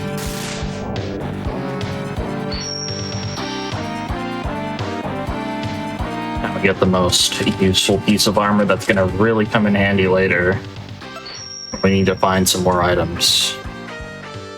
Hey, at least it doesn't proc at the beginning, because Yeah. one of the reasons we wait till the end for that, at the beginning of the stage, it shows an entire map of the level and where all the secrets are. That's what the helm piece does, and it just wastes a lot of time. Early is what it does, so we wait till the end, where it basically is not going to get used at all anymore. So I actually like it better than the X2 one, because at least you don't have to have it as a weapon to scroll through. That is so annoying in X2. So this mini boss here, there's nothing too special here. We use our iframes to basically jump off of him and get in front of him, because if the closer you are to the right end of the screen, the more time you save. So we basically try to kill him as far right as possible, so that this run animation is very short. Saves lots of time. Trying to think. Oh, I'm just. Wait, you don't do that on this one. I was thinking of the 80% defenseless glitch, but Oh my goodness, dude. Something help. You have no idea how bad the muscle memory with 80% is messing with me right now. I've been running a lot more 80% than Hundo. This is very much messing with me. so something else that is a part of X, which is not really a part of. I don't think it's part of any other X game. Is there is a set of gold armor. So it's like a secondary armor that you get. And basically, what we opt to do for the speedrun is there is a capsule here to collect all 4 of the chips at once, instead of collecting each of them individually throughout the stages, because you can actually go collect each individual piece. So he opts to, when you enter that section, you hit enemies with ice, which in X3, when you kill an enemy with ice, it gives you health. It's a guaranteed drop if it drops something. So we kill them and refill our health at the end of that to get the gold armor. And now we get God Gar Machine. This guy is really easy, actually, on this, because we have all of the stuff. We basically take very little damage comparatively to what it would be, and just kill him from behind. Nice kill, by the way, sir. Yeah, there are pink capsules like in the Maverick stages, but we opt to get the gold armor because you actually can only collect 1 pink capsule. And so I guess technically, you're not really collecting every single item, but you're collecting as much as you can, because you can't collect the gold armor and the pink capsules. So this game's really weird. I actually didn't know that, so that's news for me. Now, this is probably the most difficult stage to do movement-wise. This is Doppler 2. There's going to be a fun little thing at the end called Ellie Skip. I'll get to that when we get there, but initially what you're going to see is he's going to swap to 0 here in just a sec. Man, I did it the long way. Anyway, so he's swapping to 0 here, and he's going to charge up a green shot, and we're going to fight a mini-boss. This mini-boss is Mosquitus, and he's going to essentially one-shot 0, and we're going to get the saber out of this. So we're going to then have all of the upgrades for X. Things are going to be nice. We're going to kill stuff fast. Fun little glitch here, by the way. It's hard to explain. The simple part of it is you basically glitch him into the wall, and he will automatically grab 0 there, and it just saves you some time. It's not a super complicated glitch. It's actually not super difficult to do once you know what you're doing. It does look cool, though. It does save time because Mosquito doesn't have to go down and like that's a bit of RNG in the game. Like Mosquito can take a bit to actually kill you at 0 unless you do that. Also, Atreus, this is X3 Hundo, bud. All right, so this is Ellie Skip. There's a little thing he's trying to go for here called Explosion Skip. So because of the way everything works, it's hard to really try and explain what's going on. But basically, when you kill Mosquitos, there is a value that is saved. And in the climb, he is trying to keep that value because if one of those snails dies while in that values box, it will basically reset the explosion. And if he did the climb properly, which I'm fairly certain he did, the boss is just going to die. And there's not going to be any explosion. He's going to teleport out. He got it. First instance of the Hyper C conservation glitch there, which is going to be used a lot in this refights. Also, Kerplop, I like bits and pieces from both. I think as a whole, I prefer the SNES soundtrack over the PS1 version. I definitely don't prefer the buster noises from the PS1 version. But now we're entering into refights, and so as we go through refights, they're rather lengthy, but we're basically going to, as he referenced earlier, we're using something called Hyper C conservation. So essentially, when you have Gold Armor X, you have a separate energy bar that every time you swap to it, when it's full, you automatically get full charges. You don't have to like charge up to use your Buster and Saber and everything.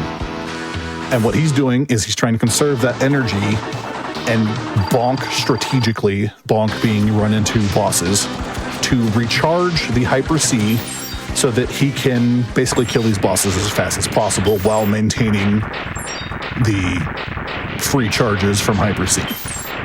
And it's this dance of going back and forth between hitting the boss and basically doing the Hyper C glitch, which is when I believe it's when you jump off of the wall at the same time that you shoot, it will eat up the charge without consuming energy on your Hyper C.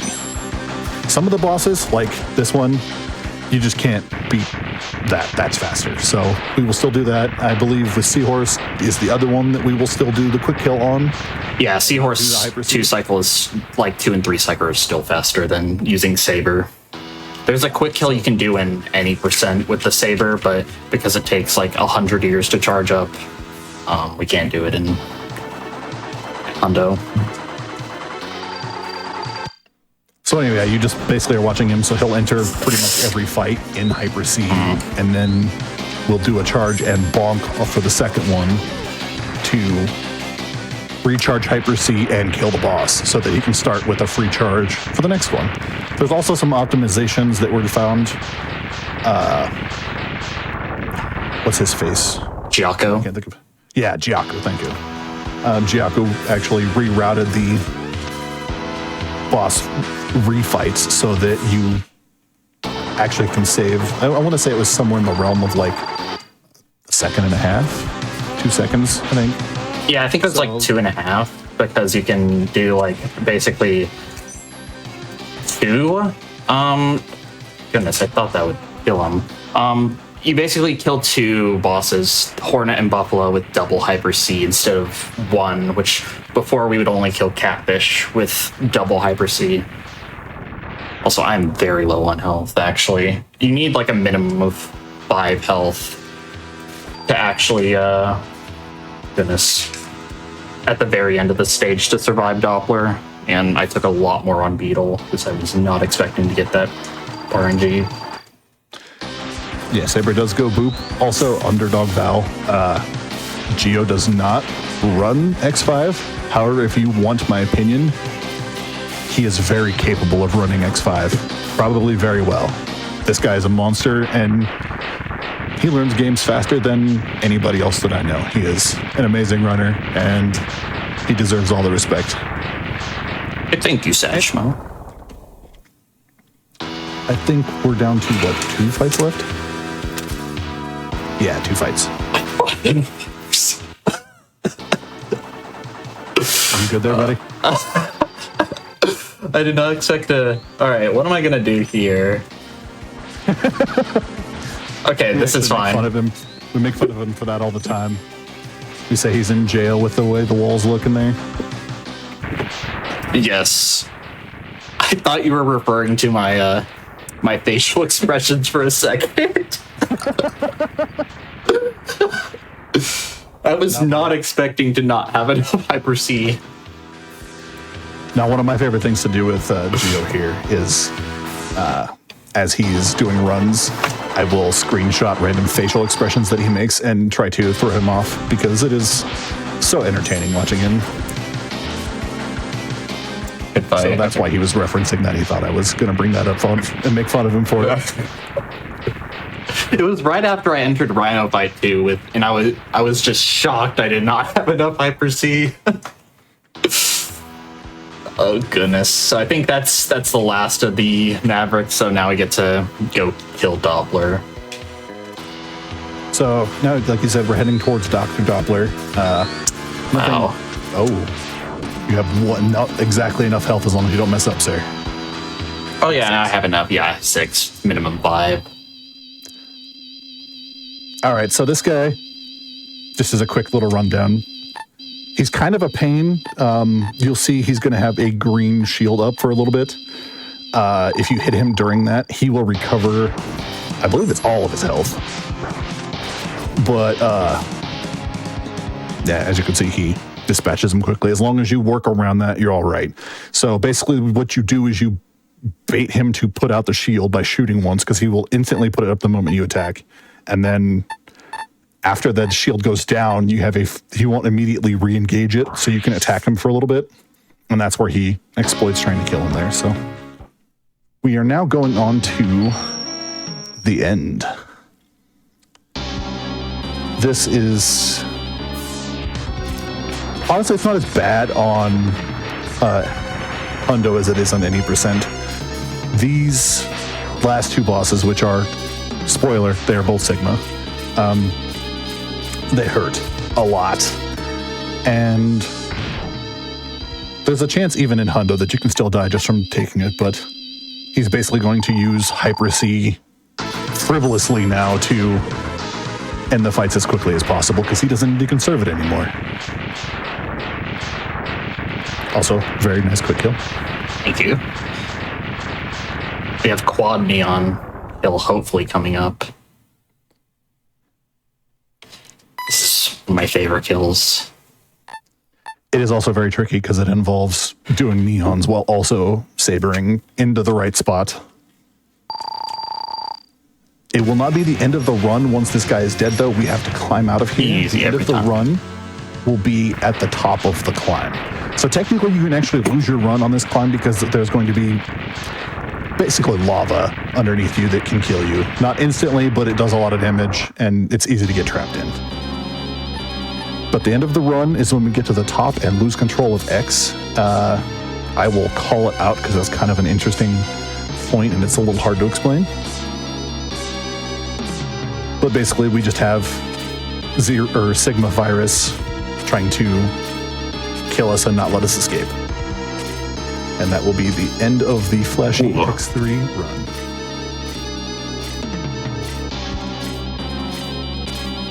It's also really laggy. I don't know how well that translates. End. All right. Well, there's a 44:57, I think. Jeez. Which I'm kind of surprised.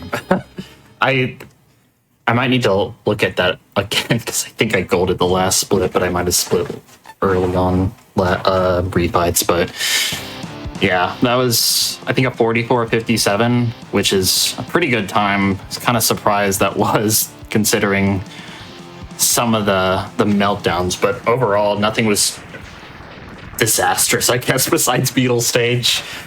So yeah, that was X3 Hundo. One of my favorite runs to do. I think I might prefer any percent over 100%, but X3 Hundo is just so flashy. I really wanted to show it off. Well, thank you so much Also- for showing that off. Sorry to cut you off there. We're watching this ending cutscene. Now's a great time for you to tell everyone out there where they can find more about you. If you stream, if you have a YouTube, Discord, Twitter, Blue Sky, anything and everything, shout outs. Now is the time. It's all yours. I am right now pushing X3 any percent world record, so if you want to watch that, I'll be streaming on twitch.tv/GeoPlaysGaming. I also have a YouTube. I'll just post random runs too at times. It's also under GeoPlays Gaming, just for clarity. You can find me not very frequently. I mainly just kind of hang out and mess around on speedruns, but if I do stream, you'll catch me at twitch.tv/Sasquanchmo. Oh, we've got someone in chat saying that, Gio, you were the only runner to sub 45 in a marathon, and now you've done it twice. Yeah. True. What I was going to say, actually, really quick, is the world record for this run is 4406 by him. Oh, 9. And he... and he just 44, well, it's like Trial said, sub 45, which is insane because there is a lot of variance that can happen in this run. So the fact that he, not even running X3 Hundo, just got a sub 45. Like I said, the dude is a beast. And he called I it think the it could have struggle been- bus earlier, remember? I think no, I'm 30 that seconds struggle bus behind. could have. Yeah, that struggle bus could have been avoided if I had done the galloping gazelle and beetle stage. Trials will know what I'm talking about. Yeah, that's a fun fun nod to Trials, if I can talk. Awesome. Well, thank you both so much for being here. With that, we are going to go to a quick break. We have one more run, though. Perilous Paths is not done. We've got Mega Man 10, any percent base, because we're all about that base here. So give us a few minutes while we set up that next run. We'll be right back in just a little bit. But thank you again to Gio and Sachmo for showcasing this. I really Thanks for enjoyed having that. us. Yes, thank you. All right, catch you all soon. Later. Hello, everyone, and welcome back to Perilous Paths here on GDQ Hotfix. My name is Cutie, and we are in the middle of a celebration of Mega Man, taking into account Mega Man's first appearance here on Perilous Paths. And we've got one more run for you. We've got Mega Man 10, any percent base, being done on a Wii. Unfortunately, not with a Wiimote, as much as I was hoping for that. But let's go ahead and bring in Phil 7, who's going to be our runner for this. How are you doing today? I'm good. How are you? Doing great. I'm having a great show. Everybody has been amazing, and I can't wait to see Mega Man 10, see some bass. If you could let us know a little bit about yourself, what we can expect to see here, if there's any fun things that we should be looking for, how this might differ to some of the X games we've been seeing, anything you want to talk about. Actually, since I'm playing as bass, it's going to be like the same thing, sort of, just no charge shots, but there's going to be dashing and all that as well. So, Okay. ironically, that's the one big thing is that bass can dash. Yeah, the funny thing is I'm But yeah. calling it a Mega Man like celebration, but we've played mostly as Zero and now bass. so we're showing the Yeah. whole family here. Even Axel was involved a bit. That's true. Awesome. Well, if you want to give us a quick intro about yourself, maybe a little bit about that, or if you want, we can go ahead and do a countdown and get into it. All right. So yeah, I'm Phil 7. I've been playing Mega Man 10 since in sort of a speedrun wise since about 2014. I learned bass back in 2021 maybe just for fun. I somehow got into AGDQ this past year, so now I'm kind of going in with it. But yeah, that's and this is Mega Man 10 obviously, as I just said. So we're gonna be playing bass. He was a DLC character. Proto Man was free, unlike 9 who was a DLC there, but yeah, so we're going to be base normal, and we'll just get the show on the road in 3, 2, 1, go. Good luck. Have fun. Thank you. All right. So if you're used to Mega Man 10, you might be used to seeing Pump Man first, but with base, because he has dash and an auto fire, a built-in auto fire, so it is allowed, which we'll see be very useful on the first boss here. So we go commando first, and his weapon itself it's pretty good, but it's not like anything game breaking. It's just this stage you do 5th in Mega Man, 5th or 6th. I don't remember when you actually get Rush yet at this point because I've been playing bass. But bass comes with his own dog Treble instead of Rush, and he can fly with it. And we can just fly above the sandstorm so we don't get pushed back. And the big thing with Treble is the you don't take knockback. You do actually, if you equip him at the exact same time as taking damage, you actually do take the knockback, then the game recognizes you have Treble. But we'll only see that chance about once or twice. And we're already at the boss. This is one of the shorter stages in the game, whether it's with Mega Man or bass. So Commando Man has a very strange property, which we'll see if he cooperates. Whenever he's in the air, he loses his iframes. I'm going to play it a bit safer here because he's being a bit mean to me. That's fine. But yeah, for some reason he doesn't have iframes whenever he's in the air. When he's at the peak of his jump, he gets his iframes back, but whenever he's jumping or falling, he just loses his iframes. So with bass, you actually want him to do a big jump since you can shoot upwards. You can actually shoot in every direction except straight down, which I'm not sure why you can't jump and shoot straight down, but I didn't make the game.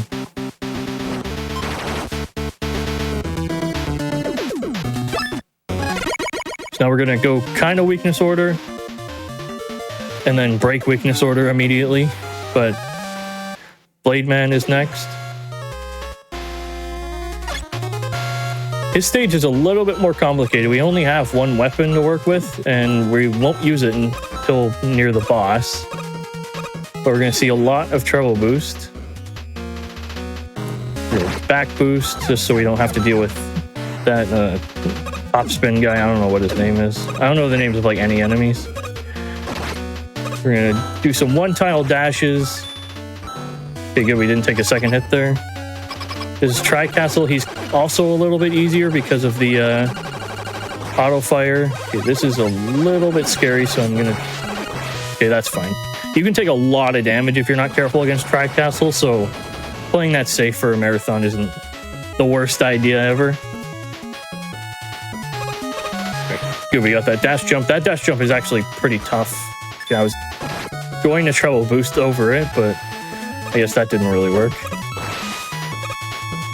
More one-tile jumps. I was going to do a shorter one there. We're going to treble boost, and then we can... Commando is the only thing that can destroy those blocks, so... I'm going to play it, hang low a bit, because it actually is... When you move, your vertical speed with treble boost is actually pretty fast, so if you hit up too flat, too long in that hallway, you can die.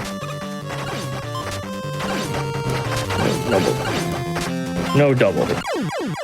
Alright, that fight went kind of quick. You just... Because every weapon in this game has two properties, pretty much. So, Commando Bomb has the actual bomb itself. But as you see, when it hits the wall, it shockwaves. And that's what deals the most damage to every enemy, not just Blade Man.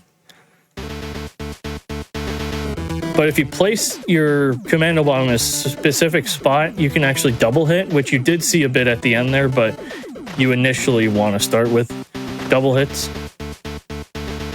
which I did not do. So now there's a little bit of route divergence here. Slurpee Ninja, who just recently got a 31, decided that since you don't use Chillman's weapon too much throughout the run itself,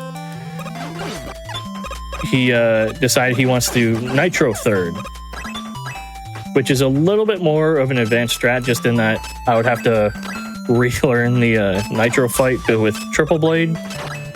So we're going to be seeing Chillman third, which I think it's about 8 seconds difference with a good Chillman fight, because then you'd be doing Chillman last with his weakness.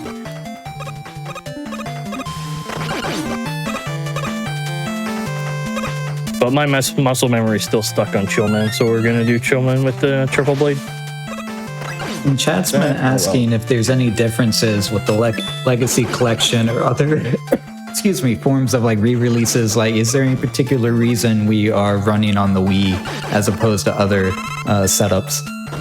Wii's just a preference. I'm not sure what it is, but there's something weird about the way the 10 is emulated on Legacy Collection 2. It's still valid. I think PC runs like 2 seconds faster. So that's auto-adjusted on the leaderboard, but other than that, there's not really a big difference. It's just I grew up playing the Wii version. Oh boy. But if it's your first time playing, the Legacy Collection is a great way to learn, or not really learn, but just play the games. I just heard the phrase "grew up on the Wii" and it made me feel old. Yeah, that hit different. I was 5 years old when the Wii came out, so you're welcome.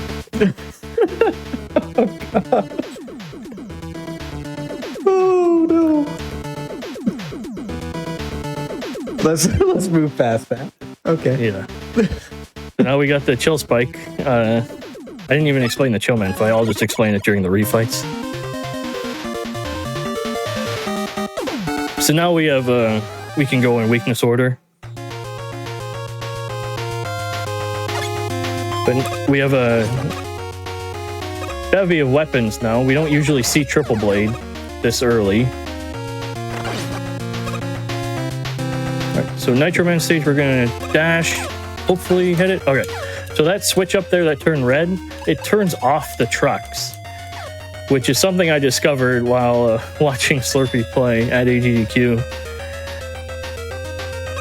But these trucks where it's better to not turn the switch off because we can ride them to the ladder. Oh boy, I wanted to go off weapons for this one. This one I'm gonna do that, walk a bit, and then hit it. So even though I have to stop and walk a bit, it's a little bit faster because I don't have to deal with the trucks. You have successfully triggered chat as well. There's a lot of comments around the grew up on the Wii. Somebody's saying they're gonna hug their Atari. If I'm gonna make an impact somehow this run, I hope it's that. You make an impact just by being here, my friend. I appreciate it. So that's the last section is actually kind of difficult, and I'm on the wrong weapon, but see if we get good luck. No, we don't.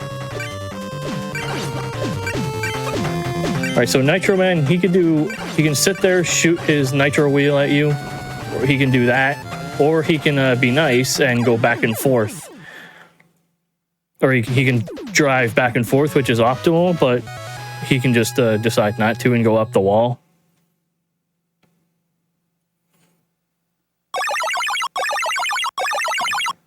But there is it's not a weird property, but if you freeze him, then he'll just skip that attack pattern, which is what I tried to do before he got all the way up to the wall, but that's what he did. But he had 3 health left, so it wasn't a terrible time loss, minus what bad luck I already got.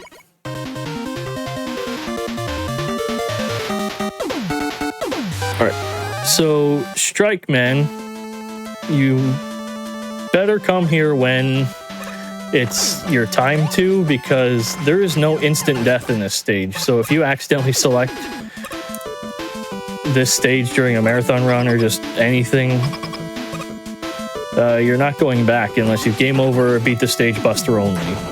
Luckily, we have Blade pretty early, so it's not a giant deal. I'm just appreciating that there's a baseball-themed Maverick in this game. Yeah, that's pretty cool.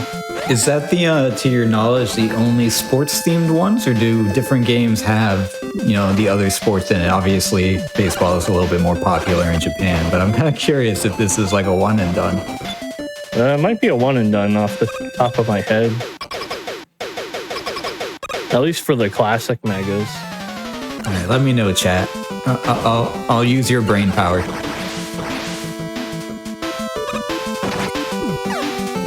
we're gonna gonna play it safe. Taking hits from the projectiles rather than the enemies is not a bad thing. See if I can get some health though, which I did not.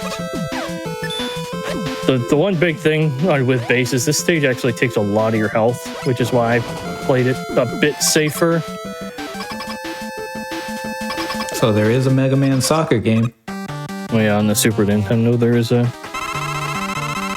But this might be the only sports-related Roller Master itself. Oh, I didn't get the quick kill. That's fine. I mean, that looked pretty quick to me. Yeah, I think it's random with how fast he bounces into his next pattern, but luckily if you miss, then it's only about 1.5 to 2 seconds. All right, I'm going to count it. They say there's a dive man. That's an Olympic sport, so I'm going to count that as a robot master.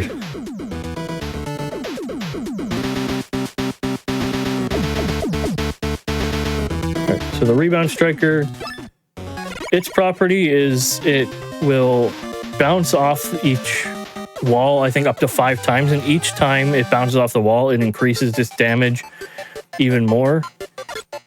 It sounds pretty useful, but it's only useful against 2 bosses and then nothing else. Actually, we'll see it a bit because we actually have it in certain stages, but and by certain stage I mean Pump Man. But realistically, it's not that useful. Oh, okay, that's fine. I wanted to kill that thing in one hit because we have dash, we're fast enough, and we can just blade through it instead of jetting through it. So, So the Octoball, yep. I was going to say, are we about to learn that sheep are weak to baseballs? Yes. Even though I think Rebound Striker is technically a soccer ball, but Okay, soccer same ball. thing. Sheepman does not like sports. We can put it at that. Alright, so we're gonna try and do this. Alright. That's not actually that difficult of a strat, but I learned it about a week ago, where it's a lot faster than spawning Treble Boost and just going up. I love that Treble despite all the practice and everything, there's still things that people are learning about. You mentioned new routing and different things. I love that there's still discoveries being made, still a lot of work being put into it. Yeah. That's what I like about Proto Man and the base, is that, well, for Proto Man, Fast at CC pretty much just rerouted the entire thing and got a 31, which I believe still stands as the record. And then base 31 20 something has been the record for many years, but Slurpee has been trying to different things to see if he can get close to that. Then he did get a 31 with his route, so he proved it worked.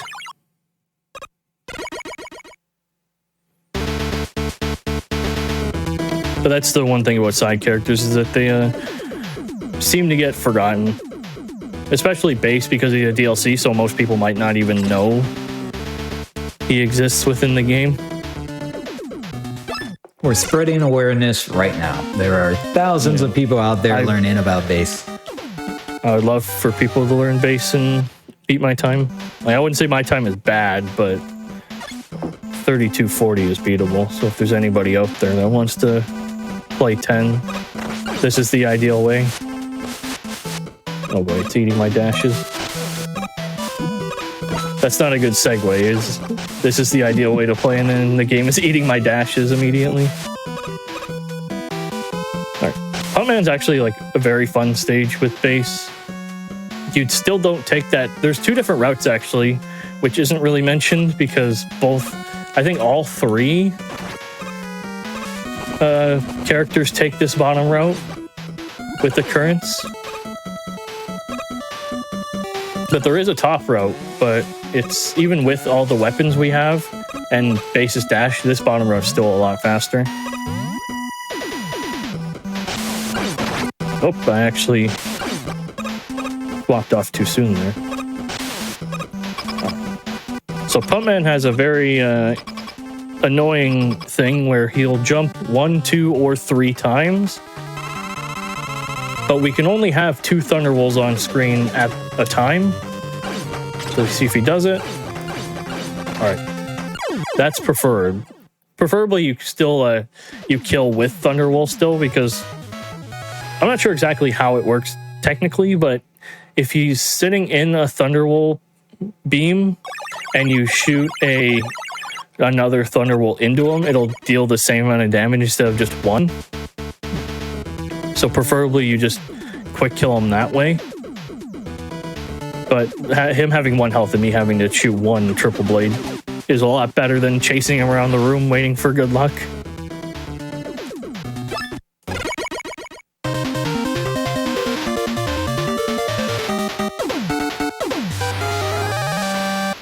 All right, Solar Man. Solar Man, for other than Wily 2, for all characters is probably the hardest stage in the game. With Mega Man, this is the second stage, so you don't have too many weapons to work with. But with Base, you have all of them except his weapon. We're gonna dash twice. There, instead of like lining up our dashes. So we're coming up to Suzak and Phoenix, which is actually kind of global timer based, but I know you can sort of manipulate it. I shot the complete wrong way, but that's still faster than some patterns.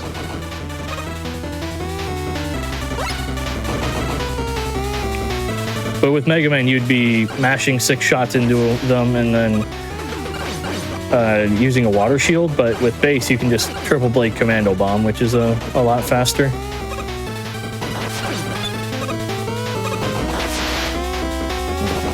Wheel cutter up here. Oh, I guess we're not going to. Now we're gonna have to climb the ladder. That's the second time recently I've missed that ladder. I'm not sure what I'm doing. I'm just gonna do that then. I was gonna see if I can jump over them because you can at a specific pixel, but the game did not want me to. Okay, so Solar Man, he can jump into either of those pits or the middle, preferably one of the pits, because you can get 3 hits on him if he does that, and that's the ideal fight. Maybe a little bit more optimal would be if I got both hits while he was jumping, but that's still fine.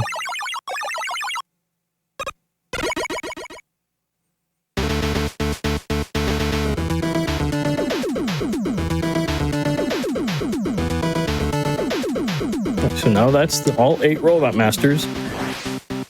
With Solar Blaze, that is actually a really powerful weapon, but it doesn't...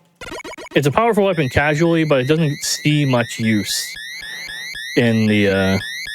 Well, we will for Wily 1 and 2, but other than that, it doesn't have much use in the run, other than bosses.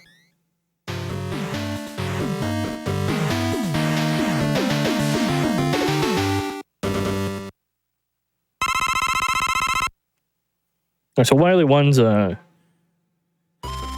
interesting stage where this first part's us in the rain. We played a specific way with Base. Well, maybe not because I stuttered a bit. But there's technically a global timer on this where how fast you enter these doors, or if it's at the same time pretty much, it'll spawn whichever archive. So technically, if you played the stage at the exact same time, all 3 weapon archives would be the exact same. Oh boy, I actually swapped off too early again. Oh well.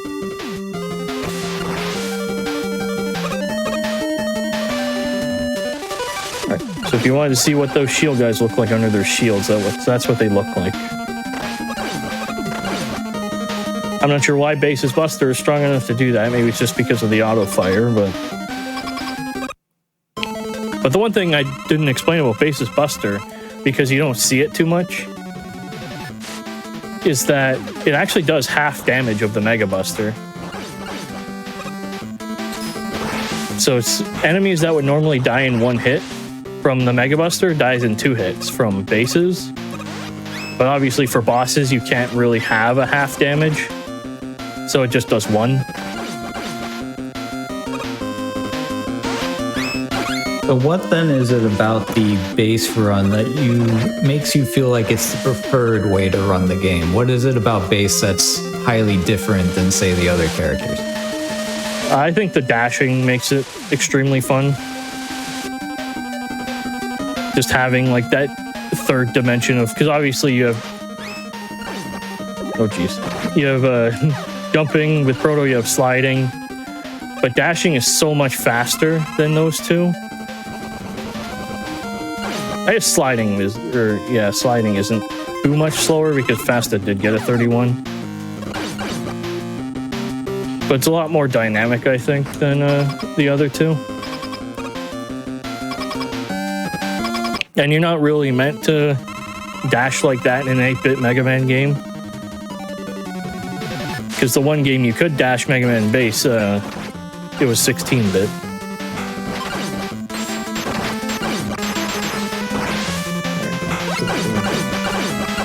That was fine. I tried to get a double hit on Frostman, but that's fine enough. So there's gonna be a cutscene playing. I don't know the story. There's something about some robot virus going around, and I think Base might catch it in the cutscene. I've seen the cutscene. I don't remember it though. That's the funny thing, as a speedrunner, people think like you probably have the game and the lore and everything memorized, and then whenever somebody asks like, oh, what's the story or what happened, it's always like, I haven't seen that in 2 years. I have no idea. Yeah, I haven't seen it since I first played the game.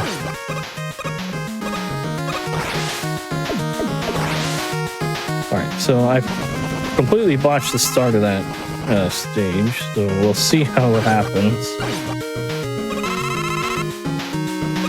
And this is the hardest stage in the game, Wily 2, because there's going to be a bit of a mini boss rush, and more shenanigans with global timers. Okay, this first one should come down immediately. Okay, there's a second one. Oh, that was so close. That doesn't usually get dodged. Usually, if that second one comes down, maybe it's because I took the hit. If that second one comes down, you're free to go. Especially with Base's dash speed, but I didn't die. I'm not going to complain. It was just trying to give you a haircut. Yeah.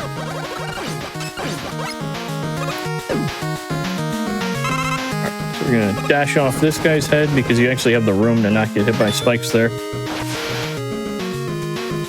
So here we're going to wait. The second one, I think... Uh-oh.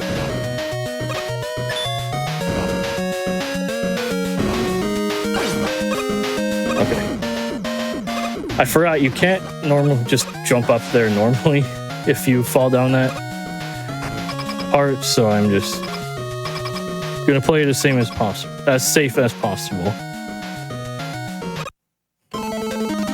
Because if I died, I would go right back to before the Octo Bulb. And that's like a big time loss. Oh wow, perfect luck. So the Crab Puncher, he can do that, which is the perfect luck, or he can just hide his eyes the entire fight. So there's actually like, if you get really unlucky, that's about it's 20 to 30 seconds of variance between the best possible luck and really bad luck. It might be a bit less if you know the fight a bit more, but I haven't really learned like the expert strats with this fight.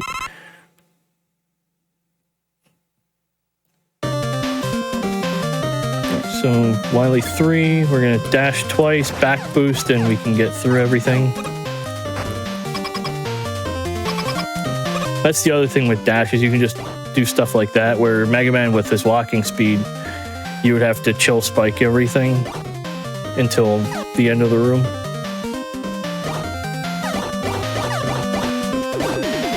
And he has a doctorate in evil. I was going to assume it's robotics, right? Like, It's probably actually something like that. I think I remember something in the anime or one of the games where they said, like Wily was mad that, like, they had a competing robot plan or something, or somebody stole somebody's blueprints. I forget what it was or where I saw it, but yeah, I think it's like a robotics thing. At least that would make sense. I have no idea what I'm talking about. Yeah, I haven't seen the show or... oh boy.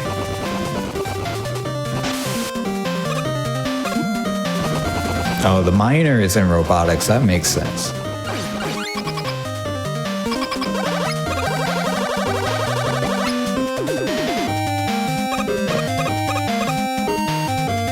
So these auto scrollers, for some reason, both Mega Man 9 and 10 both wanted to have Wily 3 auto scrollers, but this one's actually kind of nerve-wracking because of all the spikes and shooting.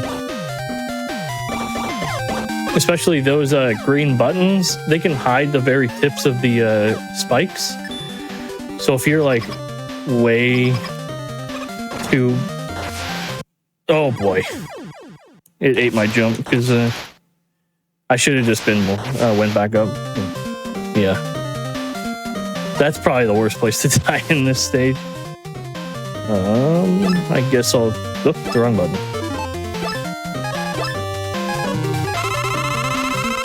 Guess I'll just W-tank. That's why the game gives me 2, I guess. Yeah, we'll just run it right back. No worries. Yeah, if I don't have a jet weapon, I have to take those teeter-totters, which will... you'll have to go back and forth with them. Or I'll have to like constantly damage boost off the shrimps and dash and then damage boost again. But if I die again and lose another W tank, then we might be in a bit of trouble, but I'll just simply not die again. Yeah, I got faith in you. Oh boy, now I'm being not careful in this section.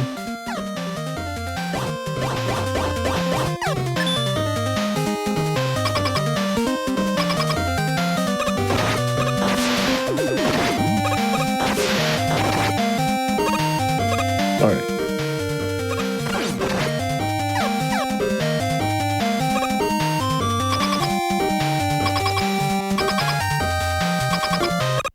I love how chat is figuring out the original lore, and that Dr. Ever actually has a PhD in robotics, and it's commonly the other way around.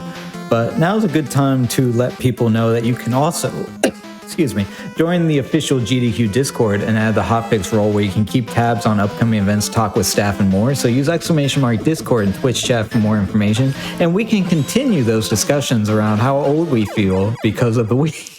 So if anyone wants to talk about how they grew up with Atari, NES, or anything else, definitely do that in the Discord, and we will all be a little sad together.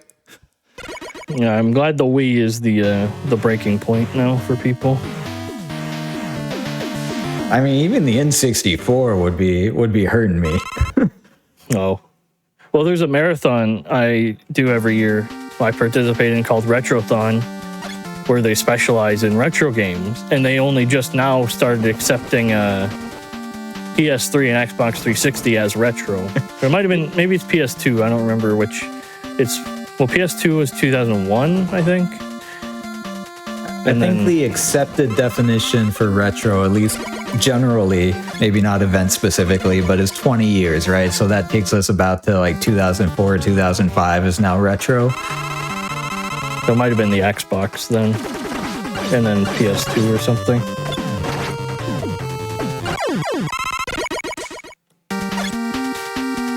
Somebody mentioning the Genesis, that is a console that existed, doesn't get enough love. Sorry about that. No, it's all right. Yeah, my friend Ozzy in chat, he's pretty old. Wait, just call him out. I've known him for a while. You're like, hey, buddy, thanks for stopping by. Also, you're old. Yeah, well, I'm sorry, man, but since we're discussing it. All right, for Commando Man, you don't want to high jump there because you can do the same thing with the Nitro Wheel, but you want a short jump, which he didn't give me.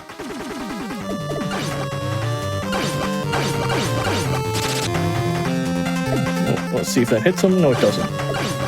All right, that's fine. We didn't have to swap to a purple blade or anything.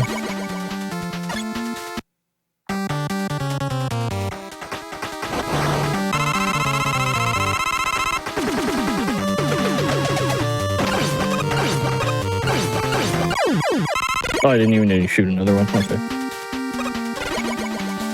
All right, so yeah, this is just the one thing I always mention during marathon runs is that the refights, I'm not sure if this is in any other games for Mega Man, but the refights layout is the exact same layout as they're laid out in the stage select screen. Okay, that's a really cool nuance. I feel like that should be kind of standard. So if you want to remember where they are... Oh, wait, I'm not jumping high enough.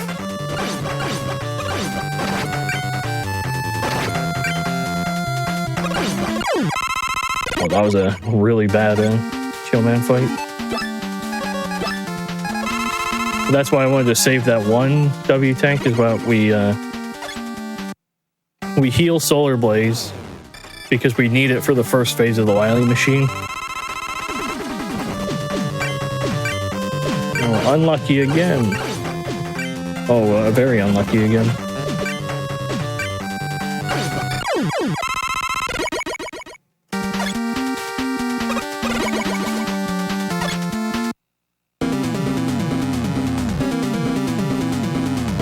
All right, so the Wily machine, we're the first phase. We're gonna quick swap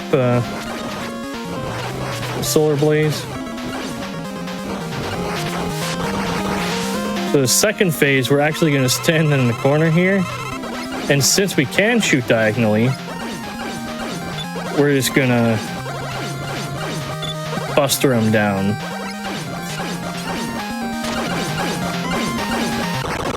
All right. So theoretically, since we have full treble boost, but we would need like very full health for this, is that we can get on treble boost and just go back and forth with him and mash. It doesn't stack damage to triple shot, but it's still probably a lot faster than just sitting in the corner doing diagonal shots, but we don't have the health for it on normal mode. I love how that line just like kept going up and up and up, and it's like eventually it'll get there. Yeah, this game likes to take as long as possible on random things like that. Okay, so there's gonna be 3. Yeah, I'm gonna take it. On easy mode, those are health pellets. Chat, don't suggest that Doom is an antique, please. Don't.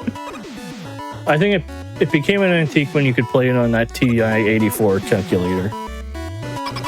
All right, if you want to talk about growing up with stuff, I grew up with playing games on a calculator. I remember those days.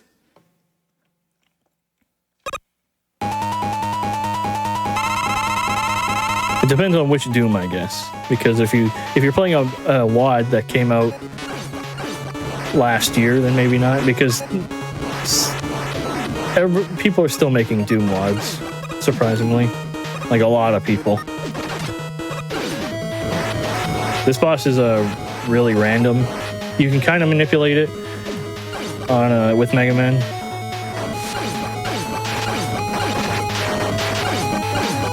And time will be on the final hit, by the way. I guess I should call that. And time. GG's. Thank you. Yeah, that came out of nowhere.